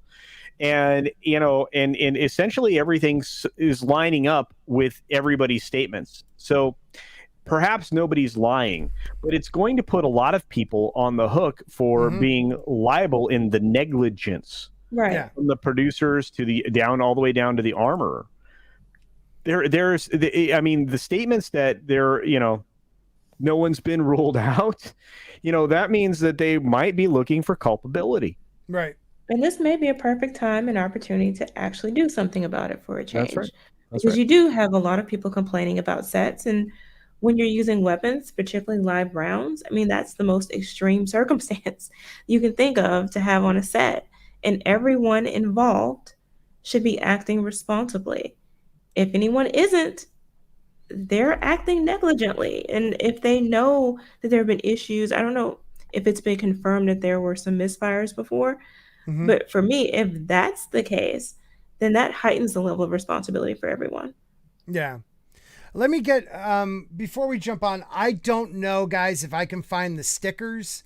I see Toxic Man Flu talking about the, Scott slow mode. I am blocking like crazy here. Also loved pubic hair sandwich. Might use that one. Yeah, the N-word one makes me sick. The Auschwitz one made me sick. I really appreciate the 78 people that are still here. Yes, thank you. Sorry about that. And Katina, you shouldn't apologize to me. You guys did something amazing. You wanted to help out my channel by coming over here. Gary did that because he cares about our channels. And this dick has nothing better to do. You are a punk. I will say that to the Same thing end of the happened to day. OrdsBored Yeah, Ords yesterday got as well. screwed. Yeah. It's bullshit. And Jenny Tulls, you are a new channel member. Thank you, Jenny. I am impressed that you are a channel member. Thank you so much. That means a lot to me. We also have, I saw one more from Toxic Man Flu and also another one from, Joakim Stark. Money. 50 Kronos? Are those Kronos? Danish. 50 Swedish krona. Swedish Kronos. That was intense. Toxic Man Flu with another one. Thank you to CNN's Don Lemon for tonight's excitement. I appreciate that. Guys, seriously. I really appreciate it. What did he say? Sporking News, 60 seconds should be more than plenty. 10 to 20 seconds should be fine for that kind of bot wave, as long as you have a decent mod squad. Yeah, you can adjust that at any time, Scott. You can adjust that in the studio, same spot. You can also look at the monetization in your overall channel, and you should be able to pick up the stickers you missed. Okay. I did 30 seconds, so let's see how that goes. Yeah. Thank you guys for everyone's kind words. Really, I really appreciate it. Eric, thank you guys. I made a lot of people just now mods, and I trust you all. So thank you very much. Yeah, you guys are great. Yeah. Those who walked off set saved their own lives. Yeah. Think about this. The camera crew bailed, man. Those are union IATSE employees. And they're like, this doesn't work for us. We're complaining, and there is no resolution to it. Apparently there were multiple issues on this set. This was the third issue where there was an accidental discharge. I'm going to use the right terminology. An accidental discharge on set. Not good. Not good at all. That too adds to that the issue of who is actually paying attention to the risk. Because you would think at some stage it wouldn't require the crew to walk off the set. Like, someone responsible should have taken up responsibility and said, no, we're not going to continue like this. We need to do something different. Someone's going to die if we don't take some action. And the fact that they all should have known that and no one did anything, that is criminal negligence. All of these people should be arrested. Could I ask a question real quick before you get on that one, Culture? How can you have a union jobs and replace them with non-union because it's not considered an actual legal strike? No, it's not a studio gig. This is an independent film. Okay. So I mean, they went out and got the people they could get for this independent gig. They tried to hire a union, which is the right thing to do if you want to have professionalism on the set, and then they disregarded what they were telling them, which is this is unsafe. Right. Yeah. What's really odd is that the armorer on the set should have known better. The AD on the set should have known better, according to script doctor. And again, someone who's been on a boatload of sets, Yes. you know, because that's what he does. Yes. Has said that the AD, the first assistant director, should never touch anything. All they are there for is organization, getting the crew to point to point to point, getting the actors to point to point to point, making it, you know, the attainable goals of setting up each shot. That's the first AD's job. They have a couple of production assistants that work with them. Sometimes more, depends on the size. You know, on a very busy day, the AD is in charge of 60 to 75 people. On a light day like here, there were only 16 people that were close enough to this particular activity that he would have had to maintain control of. Yeah. Right. Because that's the other thing that bothers me. They actually interviewed 16 total people that were actually involved in anywhere close to what was happening around this. And so at that point in time, first of all, the AD is not the person that's supposed to hand. This is driving me crazy. The AD, that's not his gig. He's never supposed to touch things. It's supposed to be the armor handing it to the actor. Yeah. I mean, that's just the way it is. Now, again, you can establish separate protocols, and there have been some claims that because of the global issue, crisis, whatever term, that the protocols on this set made it so that people didn't necessarily follow the normal protocol, and that it's been common practice for the AD to do this. But that's, again, it's just not. It's not the normal thing. So it's just I keep getting more and more context. I think Jayne will agree. The more information we learn, the worse this looks. Yeah. I mean, and another piece of information I would be interested to know is what was the temperament of everyone on set? Because this is something that I would imagine, upset people, distracted people.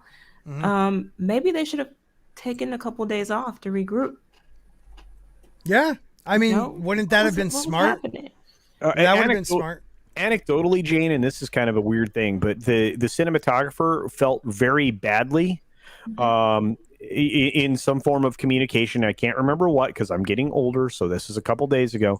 But in some communication to another party, said specifically, I feel like I am losing parts of my family as the camera crew walked off the set. Right.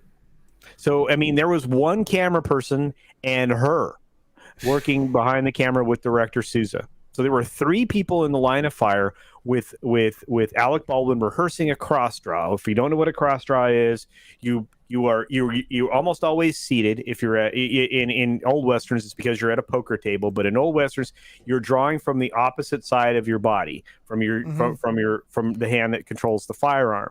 And what that does is it opens you up to 270 degrees of exposure to anybody on the opposite side of that.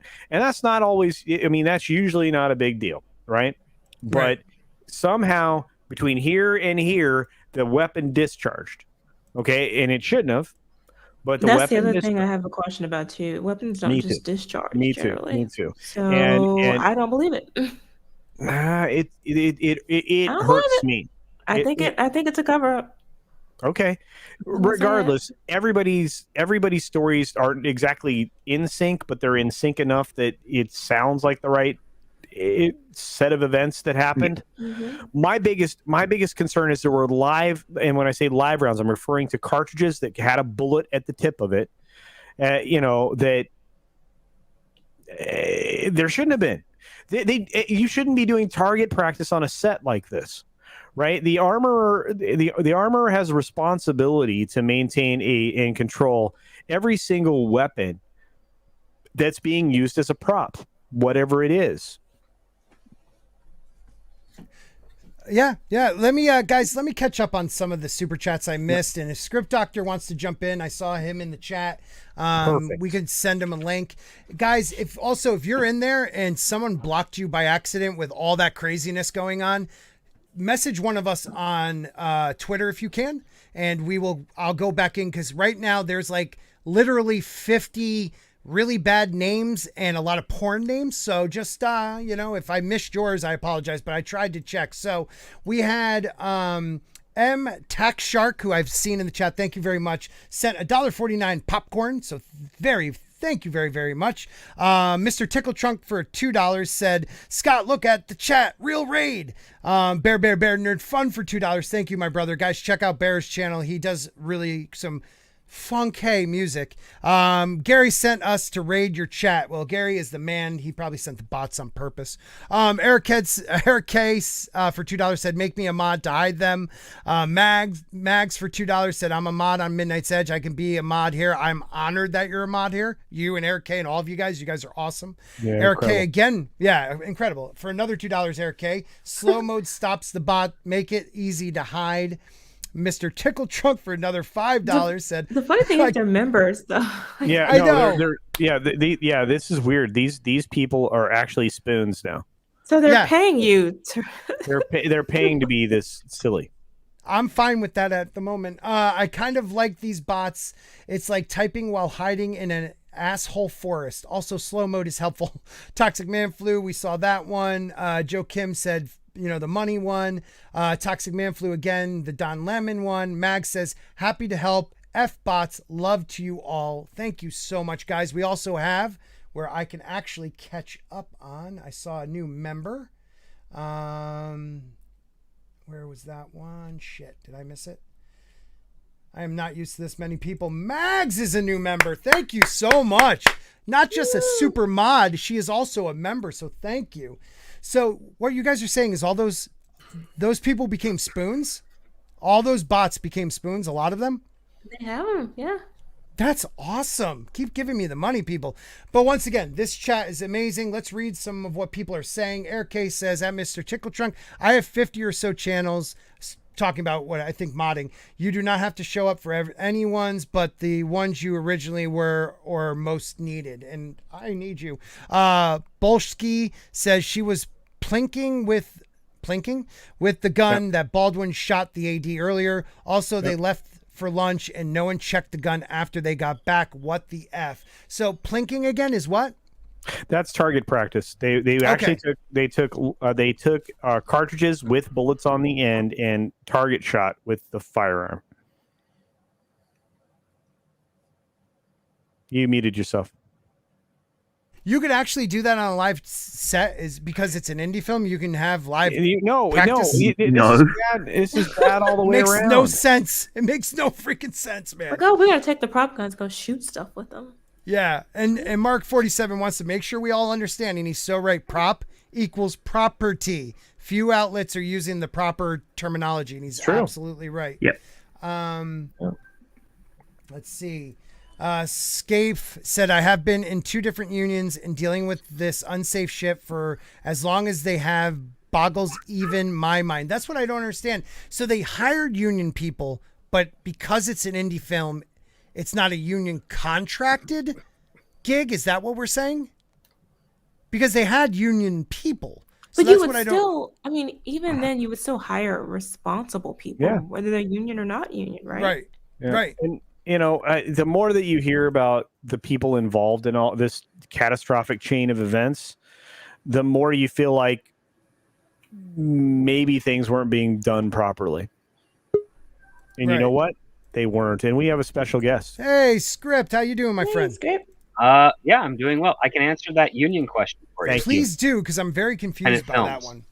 So for independent films, what's a benefit to them is that if you hire union people and then you hire people that are trying to get into the union, they can log the time worked there to get their union hours to qualify for, in this particular case, IATSE. And that's what a benefit of independent film is. This is where people get their start. And what we have in this situation currently, as it is currently being reported, is that there were some members that were union and some that weren't getting their hours. Weren't, but were there to get their hours, sorry. And due to a lack of safety protocols, the people that were part of the union decided to leave in protest for that, which is within their right. What really bothers me is the fact that the ones trying to get their union hours also didn't leave, because that would have shown some camaraderie with the people on the union, would have probably given them the note so that if they did get another job, they'd be like, listen, this guy's starting out or this girl's starting out. They're really good. They at least respect the concept of safety on a set. Let's bring them into this one, since we all had to walk away from this other one that was violating a bunch of safety protocols. Right. So yeah, like that's the case. But what we ended up here, from my understanding, is that a bunch of people left and not all of them did, and then others were hired, I guess, last minute. Is that still being reported as the case? That is still being reported out within the bounds of the conversation. I guess it's a matter of record now, based on what Director Souza said in the affidavit that was submitted to the court, as part of the court records. I'm not going to say any of those things wrong because Jayne's here, but I'm going to say this: that what's happening here is looking worse and worse all the time. As you see, Script, you and I had this conversation a couple days ago. Like, this is getting worse as it gets reported. It really is. I mean, it's nothing to really laugh at. It's something to laugh at with regards to the pathetic aspect of the safety protocols, but it's nothing to laugh at with regards to the fact that the cinematographer died. And there's, again, this would be the third death in 40 years on a set that involves, westerns, gun-related themes within their film. It's a tragedy. It's a tragedy, and it's going to be politicized negatively, of course. When if anything, this the entire incident only reinforces the value that some unions have. And listen, we've all worked in various other jobs beforehand. We all know that there are some unions that are good and there's a lot that aren't. and yeah, the last thing we really want to do is you want to like paint it with a broad brush across all of those. So yeah, I don't think this is going to go well for anyone. I really, really feel for the cinematographer and her surviving family. I don't particularly have any opinion, positive or negative, with regarding to Alec Baldwin, but I don't like the fact that he's in that situation either. I don't like the fact that the other actors could have potentially also been in that situation. If it hadn't been him, it could have been anyone else in the cast.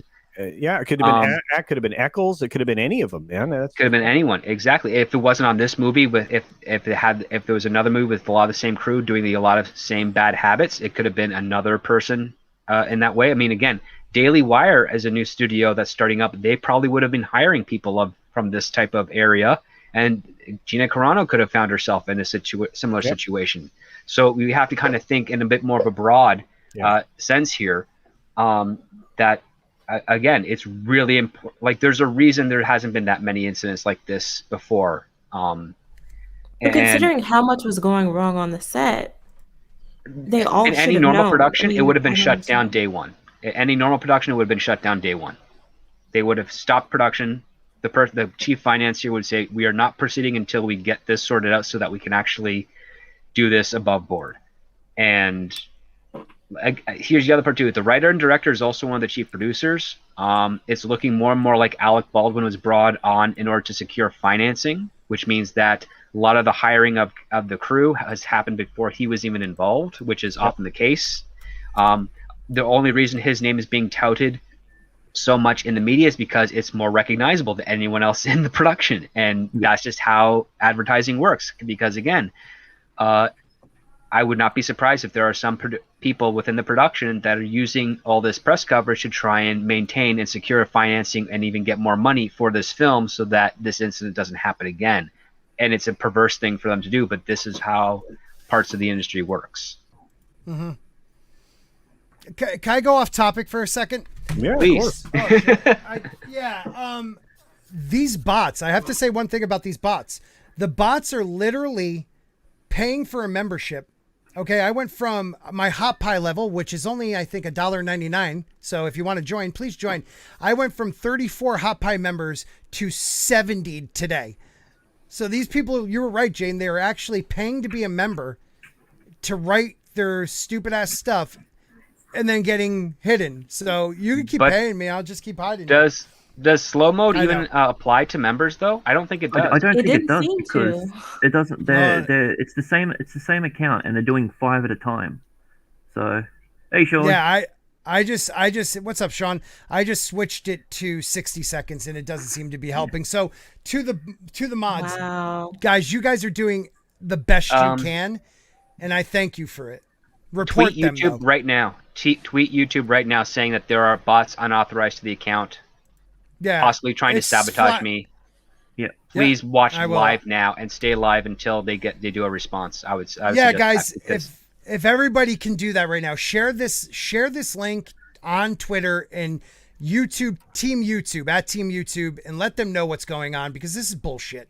This really is. Well, what's really silly is these people right now have exposed themselves because their payment details are linked to these ridiculous accounts. Yeah. So YouTube can actually find out who they are that way through their payment stuff. So they've exposed themselves now on that side of the equation. And if something happens, there's a whole lot of other things that can happen.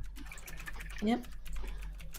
Yeah, so just give us a second. I'm typing mine out. They become members, and then right, horrible things in my chat. Look, I'm all about 1A, guys. I am about freedom of speech. But when you're trying to sabotage my livelihood, which this is trying to become, go screw yourself, you punk. We know people who have lost their channel because of this sort of stuff. Yeah, and that's what I'm writing. I don't want to lose my channel or monetization. All right, I just did it on my feed as well. So yep, same here. Thank you, buddy. I'm just glad I'm actually at a computer where I can do that, because most of the time I see these things, I'm on my phone and I can't link stuff because I'm not that adept at phone Twitter and phone YouTube.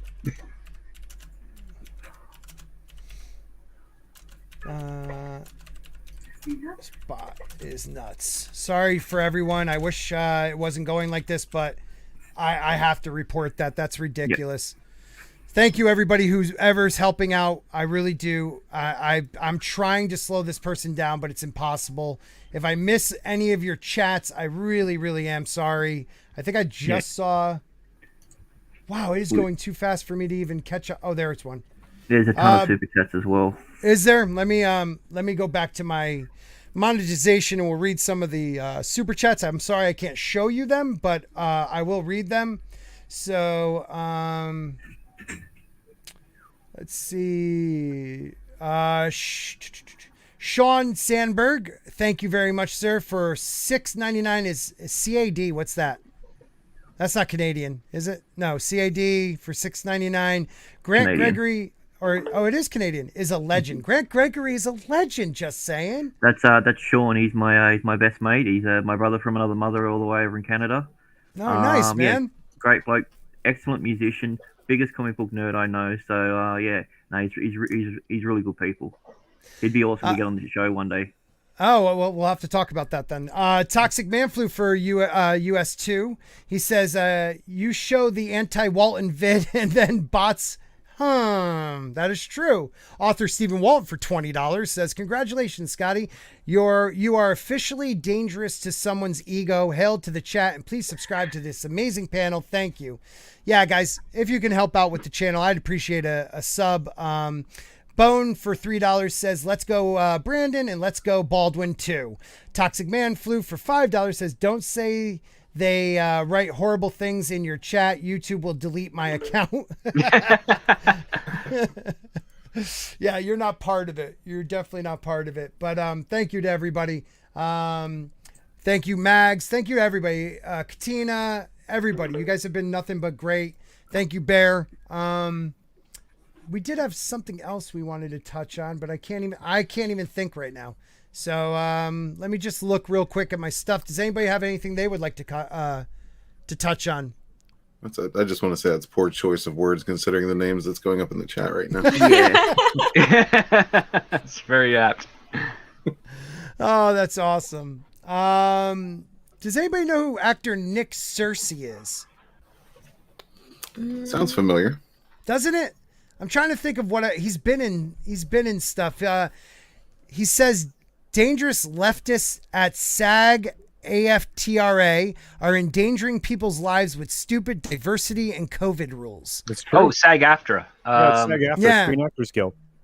Yeah, it's Screen Actors Guild. Take a look at him. They're also affiliated with ACTRA, which is the Canadian paired union as well, which is probably also funneling the same things because they're idiots over there.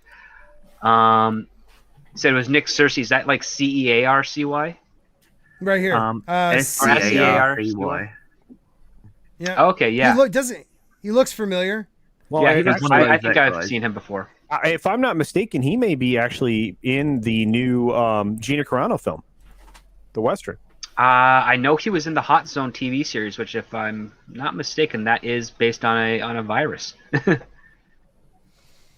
Also, guys, real quick, Katina Martin became a member. I don't know if I was able to find that one, so thank you so much. That is She's a hot pie. awesome. She is a hot pie member. You are the best. Thank you so much. It means it really does, guys. It means the world to me that you guys are putting up with this bullshit and sticking around because, YouTube will once again retract flame retardant, but they won't do anything about throbbing veiny dicks as a name. Just saying. Or semen. YouTube. They got semen in there. Yeah, there's a semen and vaginal yeast infection is a vaginal yeast infection says hi team YouTube. So they're really just taunting you now. What are you going to do about it, YouTube? What are you going to do about it? Seriously. Block and ban them, report them, and let YouTube do. It's not making a difference. Yeah. Yeah, just make a new account. Right. And But if they make a new account, they have to pay you another $2, right? Well, I see. That's what I'm confused about. Are they actually paying it, or do they have to pay when they sign up? Well, Christy's saying they're not actually paying, but you have to pay when you sign up. Now, we went from 34 hot pie level at $1.99 to 88 now. I don't know how so else unless you could do it. Right, because once you put a charge through. Yeah. Shouldn't you be getting notified like? Oh, I have all the notifications. Okay. Well, they're not. Your emails. They're all in my. Yeah, they're all in my members list. Like piss, please is one. Yeah, I mean some great names. Semen. Yeah. Semen. Yeah, 777. Someone trying to order salmon with a stutter. I can't slow them down either. I don't know if YouTube's responded to anybody. I can't even post two things quickly in a row, and I'm a mod. I mean, you can cut off the chat for a little while, I think. Yeah, I don't want to. I can't. I can't. Good God, Sporking News Podcast. Some people have a hard word for you. Never saw bot tech like this before. You know what I'm starting to think? I've never seen this either. This is crazy. It's clearly some sort of bot that's familiar with the broad community because they're talking about Az and some other people in there. So somebody knows somebody. It's a hater. It's a hater. And let me ask you, Walton, are you there? Throbbing veiny dicks. If you know Az, ask him to come on the show. That'd be really nice. I'd appreciate that. And again, yes, Piers Bronson says, thank you to all the mods. You guys rock. You really do. Because no way you can keep up with this because they found the loophole. Become a member. Hard. Yeah, become a member and taunt Team YouTube because they can't stop them right now. So I give you, hey, stinky poops. I give you credit for saying Az doesn't have hair. I mean, he doesn't. You know what? You know what, stinky poops?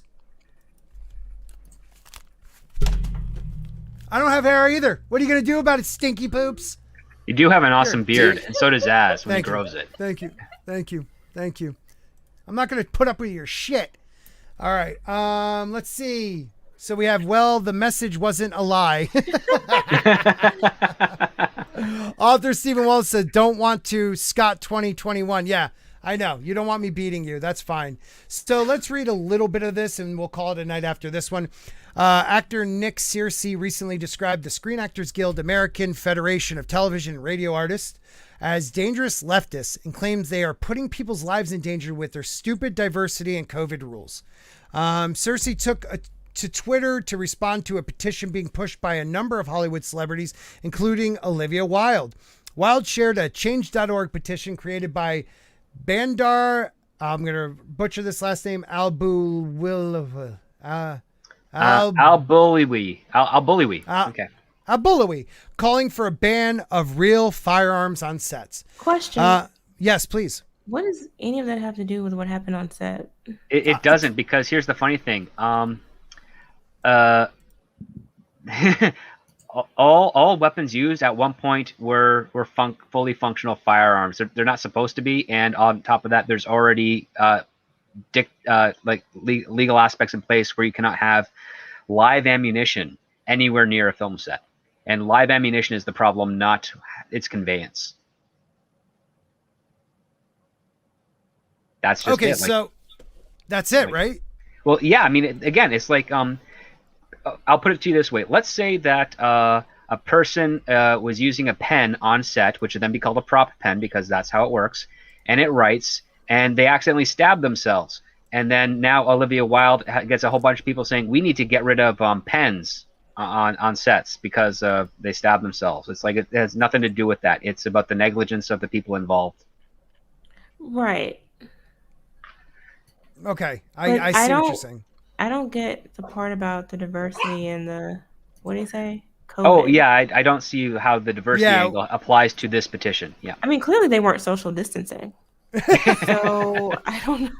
Well, I think a firearm's 6 feet away. The petition states, real guns are no longer needed on film production sets. This isn't the early 90s when Brandon Lee was killed in the same manner. Change needs to happen before additional talented lives are lost. This is the first death since Brandon Lee, correct? It is, and I take umbrage with that because this was not the same manner. Like the team on The Crow did a lot of safety precautions there. It was more of a freak incident where a barrel was not cleaned as properly as they thought it was, and it caused an issue. And even the people who are involved with the maintenance of that swear they did everything up to code. And according to the reports, it looks like they did. It just happened to, the code wasn't as developed as it was after the fact at that point. So this here is gross negligence. I'll just put it that way. It is gross negligence. It has nothing to do with firearms itself. Most film sets don't even have ammunition or guns that were at one point real guns, if you want to use that vernacular. They use airsoft guns. They use model guns. They retrofitted guns so they can't fire any type of live round. The precautions are already set. This is the most redundant thing and useless thing an actor can do next to singing Imagine on Twitter. Yeah. And I mean, there's been more instances of people falling over and injuring themselves than any gun-related because it was so heavily regulated and the rules were so strict to prevent stuff like this.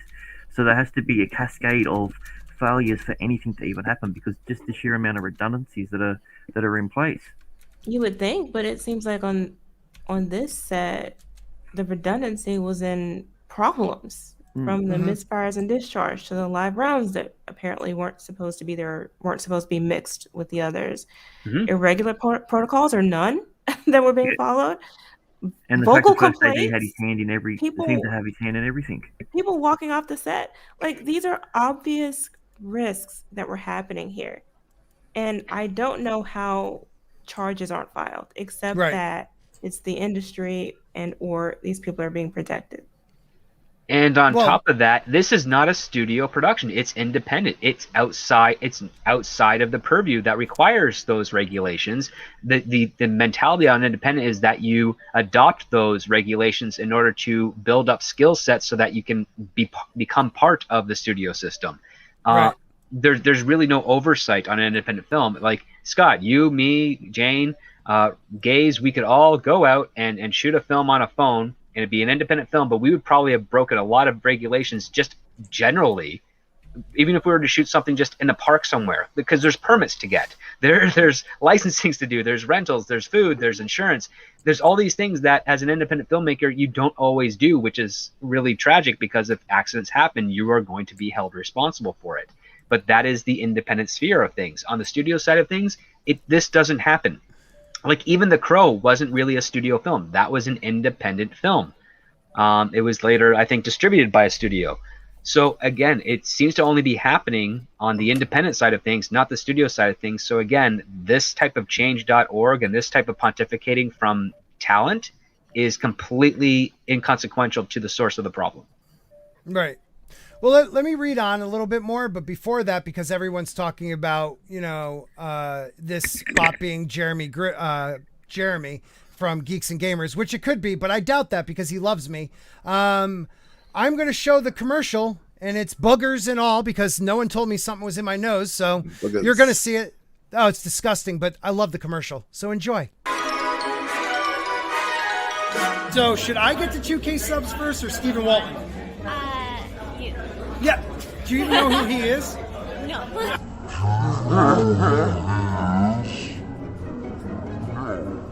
I'm here with Tugs, and we're trying to find out who should hit 2K first? Myself, Sporking this podcast, or Stephen Walton? Who the fuck is Stephen Walton? No one knows. Subscribe to this guy. Oh, thanks. Thank you. Hi, everybody. I'm here with Ryan Cannell. What the fuck? Say my name right, motherfucker. Ryan Kinnell. Ryan Cannell. First person to 2K, myself or Stephen Walton?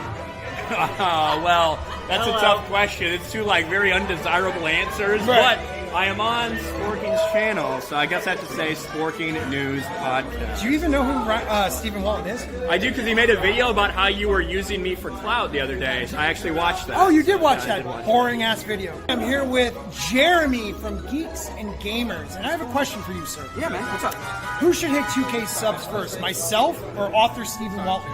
Who the hell's Stephen Walton?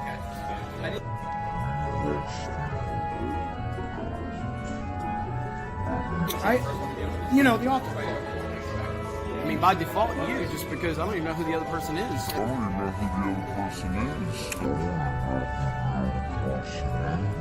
And you're a great YouTuber. You're an amazing YouTuber. You've inspired me. I didn't want to tell everybody that. You inspired me to do better because your stuff is so bad. But but in all seriousness, who is Stephen Walton? Someone told me he loved Pray Trees or something like that he wrote, or Wrinkle in a Tree. I don't know. Yeah, I'm not. I can tell you one thing: Geeks and Gamers is not affiliated. But we do love Sporking News. Subscribe to Sporking News. Get him to 2,000 subs. Love this dude. Thank you, brother. It's just the truth, everybody. It's just the truth. I just want to make sure you all know that. Stephen Walton pays people for his attention. So anyways, we do have another super chat. I just saw it. Here it is. It is from the beautiful Toxic Man Flu Stinky Poop Sandwich Discharge for $2. Holy right. I have joined the dark side. Thank you, brother. I just want everybody to know. Cops is classic. Yeah. He's a keeper. Yeah, thank you, Gilkman, too, for reporting that stuff. For the 58 people still watching, thank you very much. We've actually added 50 subscribers tonight, so thank you very much. We are now at, we went from 1671. We're at 1721. YouTube will take them all back tomorrow. Well, you've definitely got more members than Steven at the moment, that's for sure.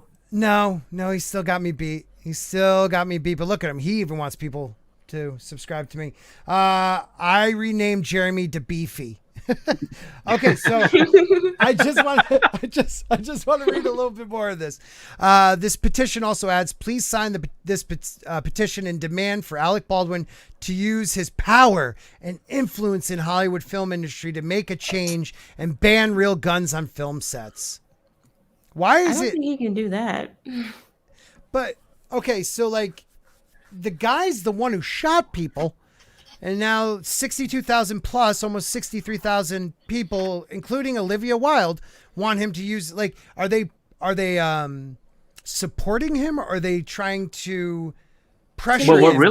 What really frightens me is that Olivia Wilde, as an actor, is displaying a great deal of ignorance with regards to her own experience on sets, because she's handled weapons before, and she knows the safety protocols. And here's the other part too: Alec Baldwin knows them as well. And the biggest question is, why wasn't he a bit more prevalent in regards to that? Why did he allow the first AD to hand him a gun when he knows it's the responsibility of the armorer to do that and inspect it with him before it's handed off to him? Well, he also has a history of violence and irresponsibility. I mean, it's not like he was the one on set who... Well, most of his violence and irresponsibility is on the personal side of things. I've seen him choke out a paparazzi because, again, his wife had just given birth and they were trying to get up in her face. And I'm like, okay, I kind of see... Maybe the choking out was a bit too much, but I kind of see trying to protect your family from that. But then there's other instances where he kind of goes off the rails. And, you can't even talk your way into a justification for some of those. I just don't think that he was necessarily thinking straight. Probably wasn't. I wonder if he even got fully fed.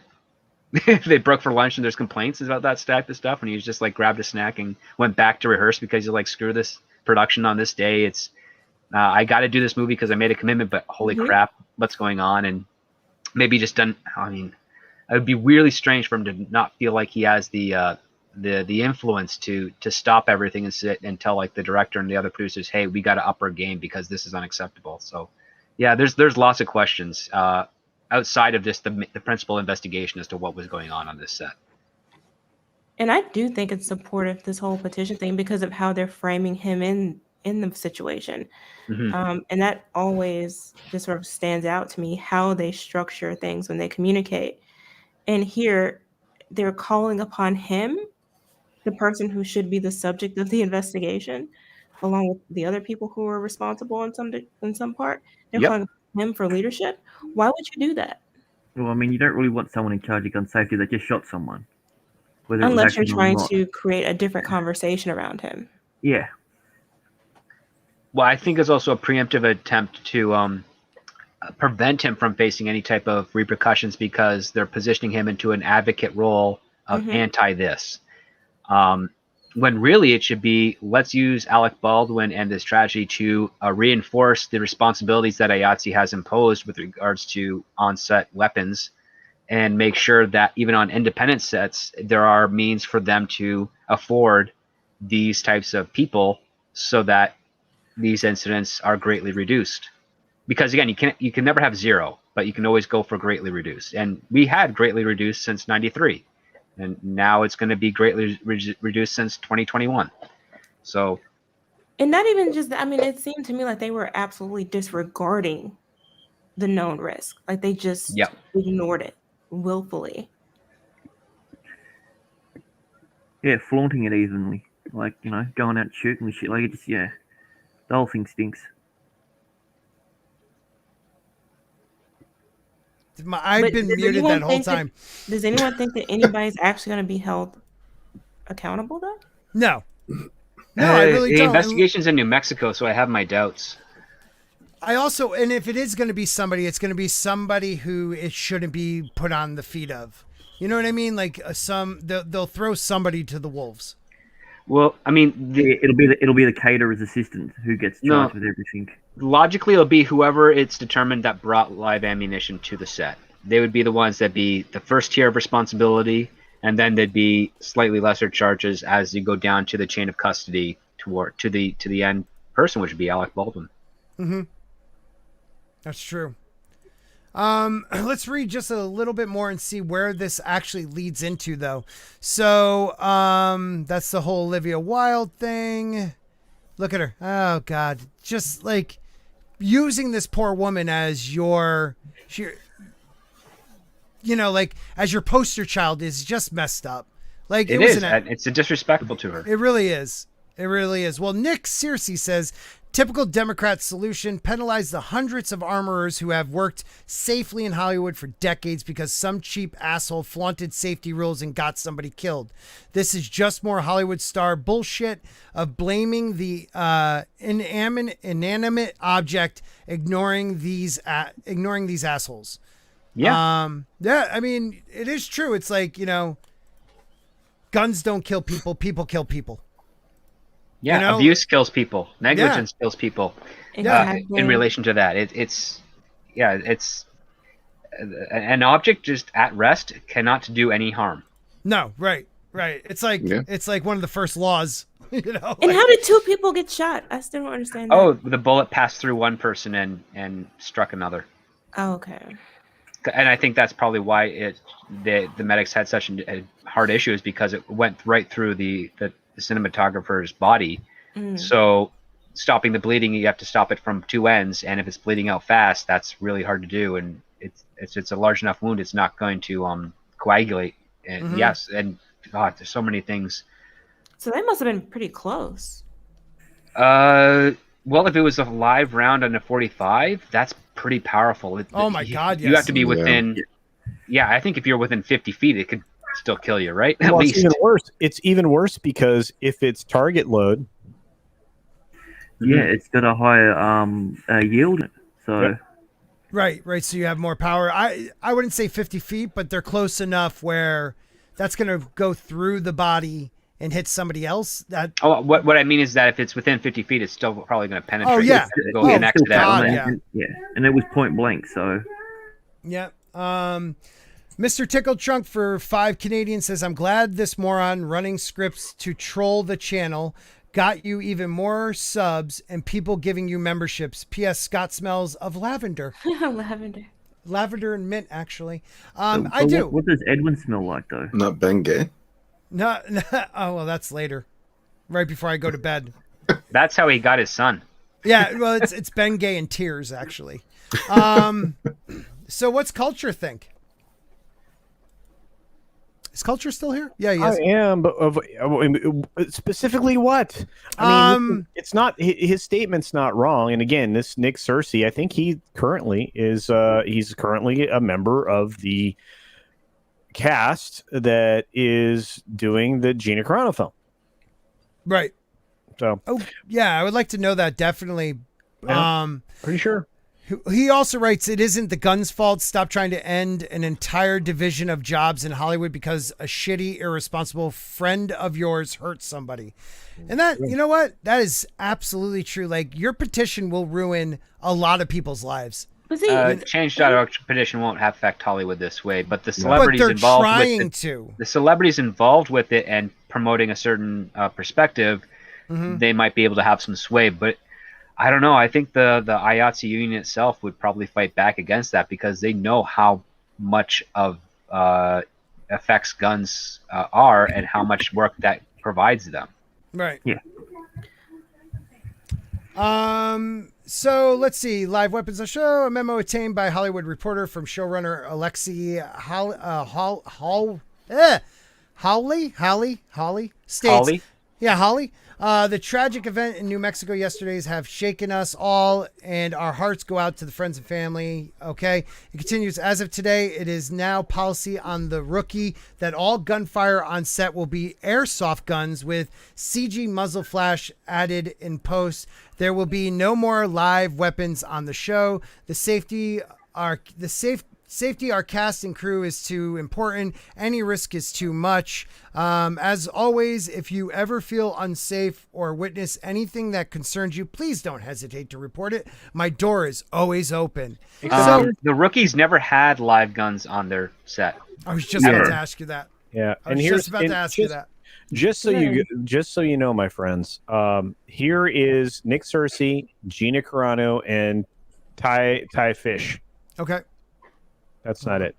No, that's definitely not it. I did way to bring it there, Culture. Okay. Yeah, good job, Culture. But don't worry, because Toxic. Oh, you're really sticking to the Sporking News brand here. I am. Well, on we brand. are. But Toxic On Man, brand. that's so true.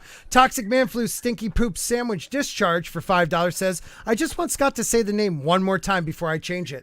Well, you are welcome, sir. And here you are. This is from a story by our friend Gina Carano. Says there's Ty, there's Nick, and there's Gina. Yeah, so these are. I wonder if the quote unquote diversity comment had to do with the girl's name, because a lot of people thought that meant she was Hispanic or something, and then it turned out she was a random white girl. And the issue was nepotism. Hannah Gutierrez Reed. Yeah. I don't know. Well, I mean, no, that's a valid point. I think it is somebody who. That was the only thing I could imagine that would trigger, because you saw people saying that, and it was like, well, what are you talking about? And I see what you're saying. She's a diversity hire, but she's. Well, I don't know. I mean, if you look at her, she's kind of strange looking, so that's kind of diverse. But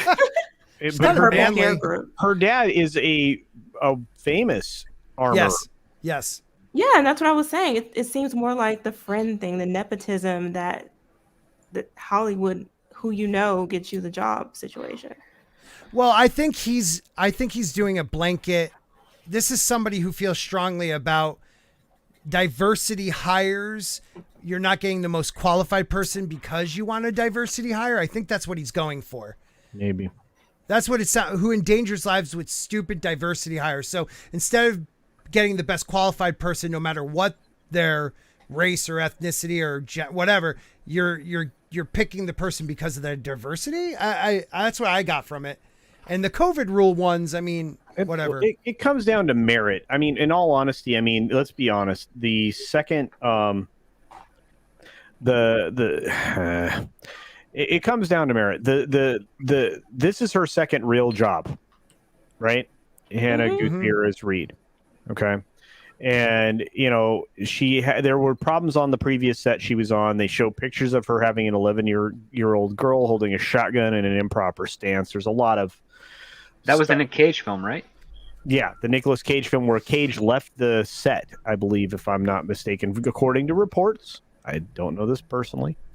But it's just it's like this, you have a history. These people have a history of, you know, not doing something the right way. And again, I mean, you know, sometimes taking the lowest bid isn't the best plan. Mm-hmm. Not only that, the assumption that the person who happens to be related to someone who is capable, competent, and famous doesn't necessarily mean 100% of the time that their children are going to be the same way. Especially around weapons. And I mean, you would expect it, but I would at least have an interview with them and then challenge them on their behavior and their knowledge of the task at hand before I would, you know, commit them to any contract. Even when I was working in props myself, I oversaw but was not allowed to handle any of the weapons unless it was like a ray gun, because that it's a ray gun. It's got an LED light at the tip for special effects. You can't just the tip. Yep, just the tip. You can't put any sort of ammunition in it. But like I knew what it was. Like every single gun had a duplicate, had a secondary serial number, was modified so it can't fire. It was put in a case. It was a zipper case, but had a chain. It had a heavy duty lock onto it, and then that itself was put into a filing cabinet that was on wheels, and that cabinet had 3 different locks on it. So no one could get into that thing unless you had the key. And if you had the key, you also had to write in the log that was on the filing cabinet who took it out, what time, write in the serial number, and then when it goes back, you write it back in the date and time and serial number and everything. There's so many checks and balances in place that, I mean, I feel are supposed to be standard. I have also just recently talked to a few other friends that have dealt with weapons on set. They have basically relayed to me the same stuff that I was taught and what I've been revealing here on YouTube. So yeah, there is a consistency across the union and even across certain independent productions. What we have here in New Mexico with Rust is a complete disregard of that. Well, same thing in Australia. It's the exact same practice whenever we've been on set with any sort of guns. It was treated the exact same way. So it's an international thing. It's not just a Northern American. Exactly. There's no one that's not got their eyes on a gun if there's on set. It's never not being looked at. Absolutely. I just find it interesting that you have these industry people who are talking about everything except what actually happened. And I just feel like they're coordinating. Yeah, but it just seems like they're coordinating to protect themselves and you know, basically get people talking about everything but what's actually the issue, not only with regard to this set, but also with regard to exactly what you're talking about, what's really going on and how irresponsible people can be and the problems that have sort of led up to this. It didn't just happen out of nowhere. It's a pattern of practices that came together in a perfect storm that resulted in a person dying. Right. I mean, let's focus on these people walked off this set because they did not feel safe. And we're already pushing it to it's the gun's fault. Toxic Man Flu, you are wrenched again, my friend, for $2, so don't worry about that. Someone said it before, which I found funny, was in the chat, and I'm sorry if I don't remember who said it, but they're like, street shooting, we have camera footage no matter what. You know, shooting on set, no footage at all. Right. Coincident? You know, like, you know, nothing was rolling. Nobody was recording, really. Nobody with everybody's cameras. I mean, hey, there are some sets where there are no phones allowed, like at least smartphones or mobile phones. They'll have a landline, they'll have a sat phone, but they will not have smartphones because they don't want to risk spoils of the films. And the other part too, the affidavit says it was a rehearsal. Camera was not rolling. In fact, the reason they weren't rolling is they were trying to line up the framing of what Alec Baldwin was going to be doing when they were rolling. So you don't usually have the record on, and it's mostly just to save data because of it's digital. But I don't know if they were filming on an actual film for this or not, like 16 millimeter or something of that nature. I don't know. That information has not come across my desk yet.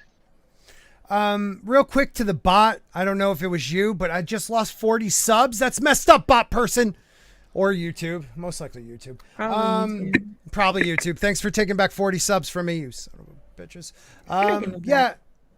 I mean, the only thing I got to say is you got Eric Kripke of The Boys, James Blanks. He's another well-known person in Hollywood, Jonathan Troper. You know, these are people now that this is their opportunity to come out and, you know, signal, look at me. We're no longer going to use kicks. We're just going to VFX the muzzle afterwards. And I'm sorry, the technology has gotten better, but you could still tell it's not a real freaking gunshot.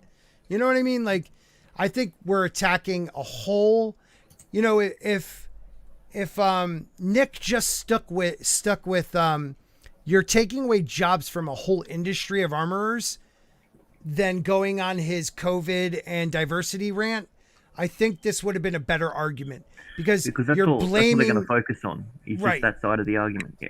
Right. They're gonna weaponize that as like a him being like hateful or disrespectful to people who have been brought into the business for diversity reasons or what have you. Yeah. And I'm not sure it's not intentional to again divert attention away. Yep. Yeah. Alec Baldwin and what happened.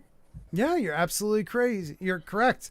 Mod Squad was awesome tonight, guys. I have something I want to share, another commercial with you guys. So one more time, why Walton sucks. Thank you. So who should get to 2K subs first, me or Stephen Walton? You got the nice beard. Thank you. Do you even know who Stephen Walton is? No, I'm not sure who that is. Nobody does. Okay, with Roof Korean here. Yes, that's him. Me or Stephen Walton to 2K first? Who's Stephen Walton? You know the author? Wait. The Stephen Walton? Yeah, Wrinkle in a Tree. Oh, the tree. Yeah, the tree guy. The tree guy. 2K first, me or Stephen Walton? You. Yeah, do you even know who he is? Nope. Author of Eat, Pray, Trees or something like that. Exactly. He does dirty things to trees. We're here with one of the bigger names in the fandom, Thomas Gilchrist. Hi. Now, yes. Can I ask you a question? Maybe, if you're nice. Who should hit 2K first? Sporking News Podcast or Stephen Walton? Okay, the bigger question is, why haven't you subscribed to Sporking? Walt, the Fandom Menace Astorian.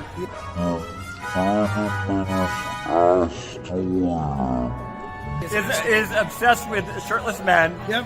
He's obsessed with me. He has an unhealthy relationship with me. And folks, if you get Culture Casino to 10,000 subs, you get to see him shirtless. So Sporking can have since Walton can have a new crush. Now, if I get to 2,000 subs, I will make Culture go shirtless. Damn! If I get to 2,000 subs, Booger. I will make Culture go shirtless.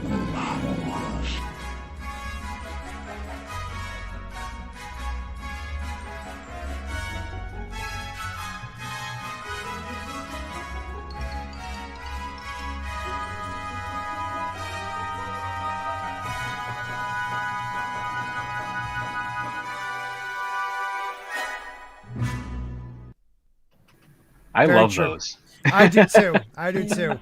They're so much fun. So Jayne has to get going, everybody. Oh, man. So Jayne, thank you for being here tonight. Let the 54 people know where they can find you. Yeah, you can find me here on YouTube where I post movie and television reviews and occasionally some pop culture commentary. You can also find me on Twitch, Twitter, and Instagram at Jayne Theory. You are amazing, buddy. Thank you, as always, for being here. You're like one of my favorite panelists, so thank you very much. Thanks for having me. Love Jayne. Thank you. Yeah, ya. definitely. See you later, Jayne. Am I hearing a baby monitor in the background? No, actually, I think that's Mr. Grant Gregory's house. Oh, yeah, sorry. That's okay. Yeah, it's okay, dude. I got too many We are children, kid too. friendly here. Well, Yeah. except some of the language. Maybe. The language isn't kid friendly, but the rest of us love kids in all the right Yeah. ways that are not evil or perverse. Yes, not like Hollywood. not like Hollywood. No, she's just I'll play excited. with- She's I'll play learning the action alphabet figures now, and- so she stuff. likes to Hot, say it out loud as soon as possible. That's cool, man. Hot Wheels. Look. I want to Hot say. Wheels. I look. I need to respond to this. I am working on this right now. Yeah, well, please get it done because I mean, first of all, Jeremy, X-Ray Girl, Tugs, Ryan Kindle, Drunk 3PO. Even my good friend Thomas Gilkey. No one told me I had a booger in my nose. Yeah, I know, right? How, Well, you know they're not why? good friends for you if they didn't tell you. It's because they're all looking down. They can't see up there. You're like Walton shit. size. You're so right. Well, no, Walton is really short, dude. He is like he's like 5'0". I'm telling you. So Mags the Beautiful for $5 said, personally don't like Alec Baldwin. With that said, I can't imagine what he's going through right now. And news blaming guns doesn't solve anything. And you're absolutely right. Yeah. I've been told that you guys shouldn't be doing what the left is doing. We're just reporting and trying to figure out what actually happened, because it seems like a lot of the stuff coming out is being skewed a little bit. So we want to know really what happened so it doesn't happen again. And Alec Baldwin is a dick. So we also have a new channel member. Infilter. Thank you so much. Another hot pie. I got like 1,000 of them now. Thank you, bot person. I appreciate that very much, man. Really. Thank you so much. Thank you for everybody. We have 54 people still watching right now. Thank you all for coming. You guys are awesome. But we're going to call it a night. Guys, check out Mr. Grant Gregory. He is a newer guy in the fandom. So please make sure you guys find his link and check him out.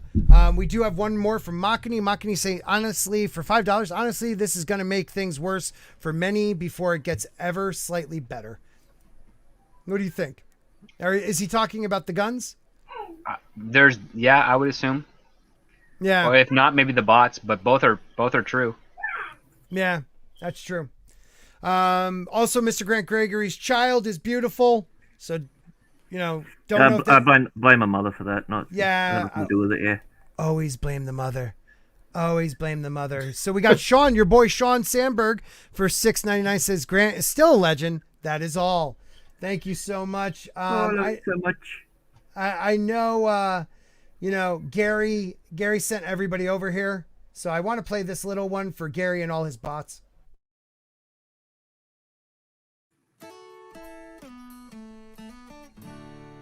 They've done great. We got Culture Casino out there. We got Sporking News Podcast. We got author Stephen Walton. We've got Lorena Creole. We've got Vigilante Williamson. We got Jake D. I'm forgetting someone. Oh my God. I'll remember it later. Brain fart. But he says Kathleen Kennedy will never be fired.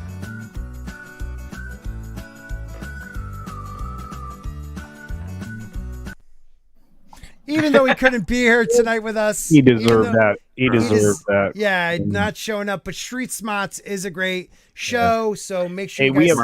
have one last thing to promote, everybody. This is Latino's Slant Show. I think it's still going right now. Oh, Latino Slant's the man. At 6 p.m. This is Pacific Standard Time, so it just got started less than an hour ago. Yep. He is currently running a stream in support of Scars, which is an animal charity. So check it out. We've been retweeting it. If you follow us on Twitter, check it out. He deserves every moment of this. He has 2 very talented actresses plus many other guests throughout the night. So do check this out, folks. Animals need your help more than ever, especially from the National Institute for Health. And if we could put that in the chat, let them know it's a Sporking raid, and if that bot's a dick, please don't go over there, dude. Like, this is something special. If you're that, forget it. Anyways, we also have Joakim Stark for $5 or 50 Swedish whatever's Krona. So it is Kronas. Translation: culture is CGIing something weird into Sporking's nose. That's probably what the frick it was. Probably a little Scott. Yeah. Just a little tiny Scott. On a bungee cord, just. Yeah. What did you say, Gaze? I said it's one of your testicles. It might be one of my. It could be. It's actually going to be a little Walton I was going to put in there, but that's all right. A little garden then. And I don't know if we missed. I don't know if Nerd Cookie showed up, but I play this once a stream for her. And it is a reminder. I've been here when it was glory hole days, and I've been here when it wasn't. And so, having said that, I want me some glory hole. Thank you, everybody. Make sure you go over to Latino Slants and let them know Sporking sent you. To all my channel members, I love you guys. Script, Jane, Gaze, Culture, Mr. Grant Gregory, to all my new mods, to Stephen Walton, to everybody out there mocking, everybody, Mags, Eric K, all you guys working so hard for me tonight. Thank you so much. And YouTube, give me back my 50 subs. Thanks a lot.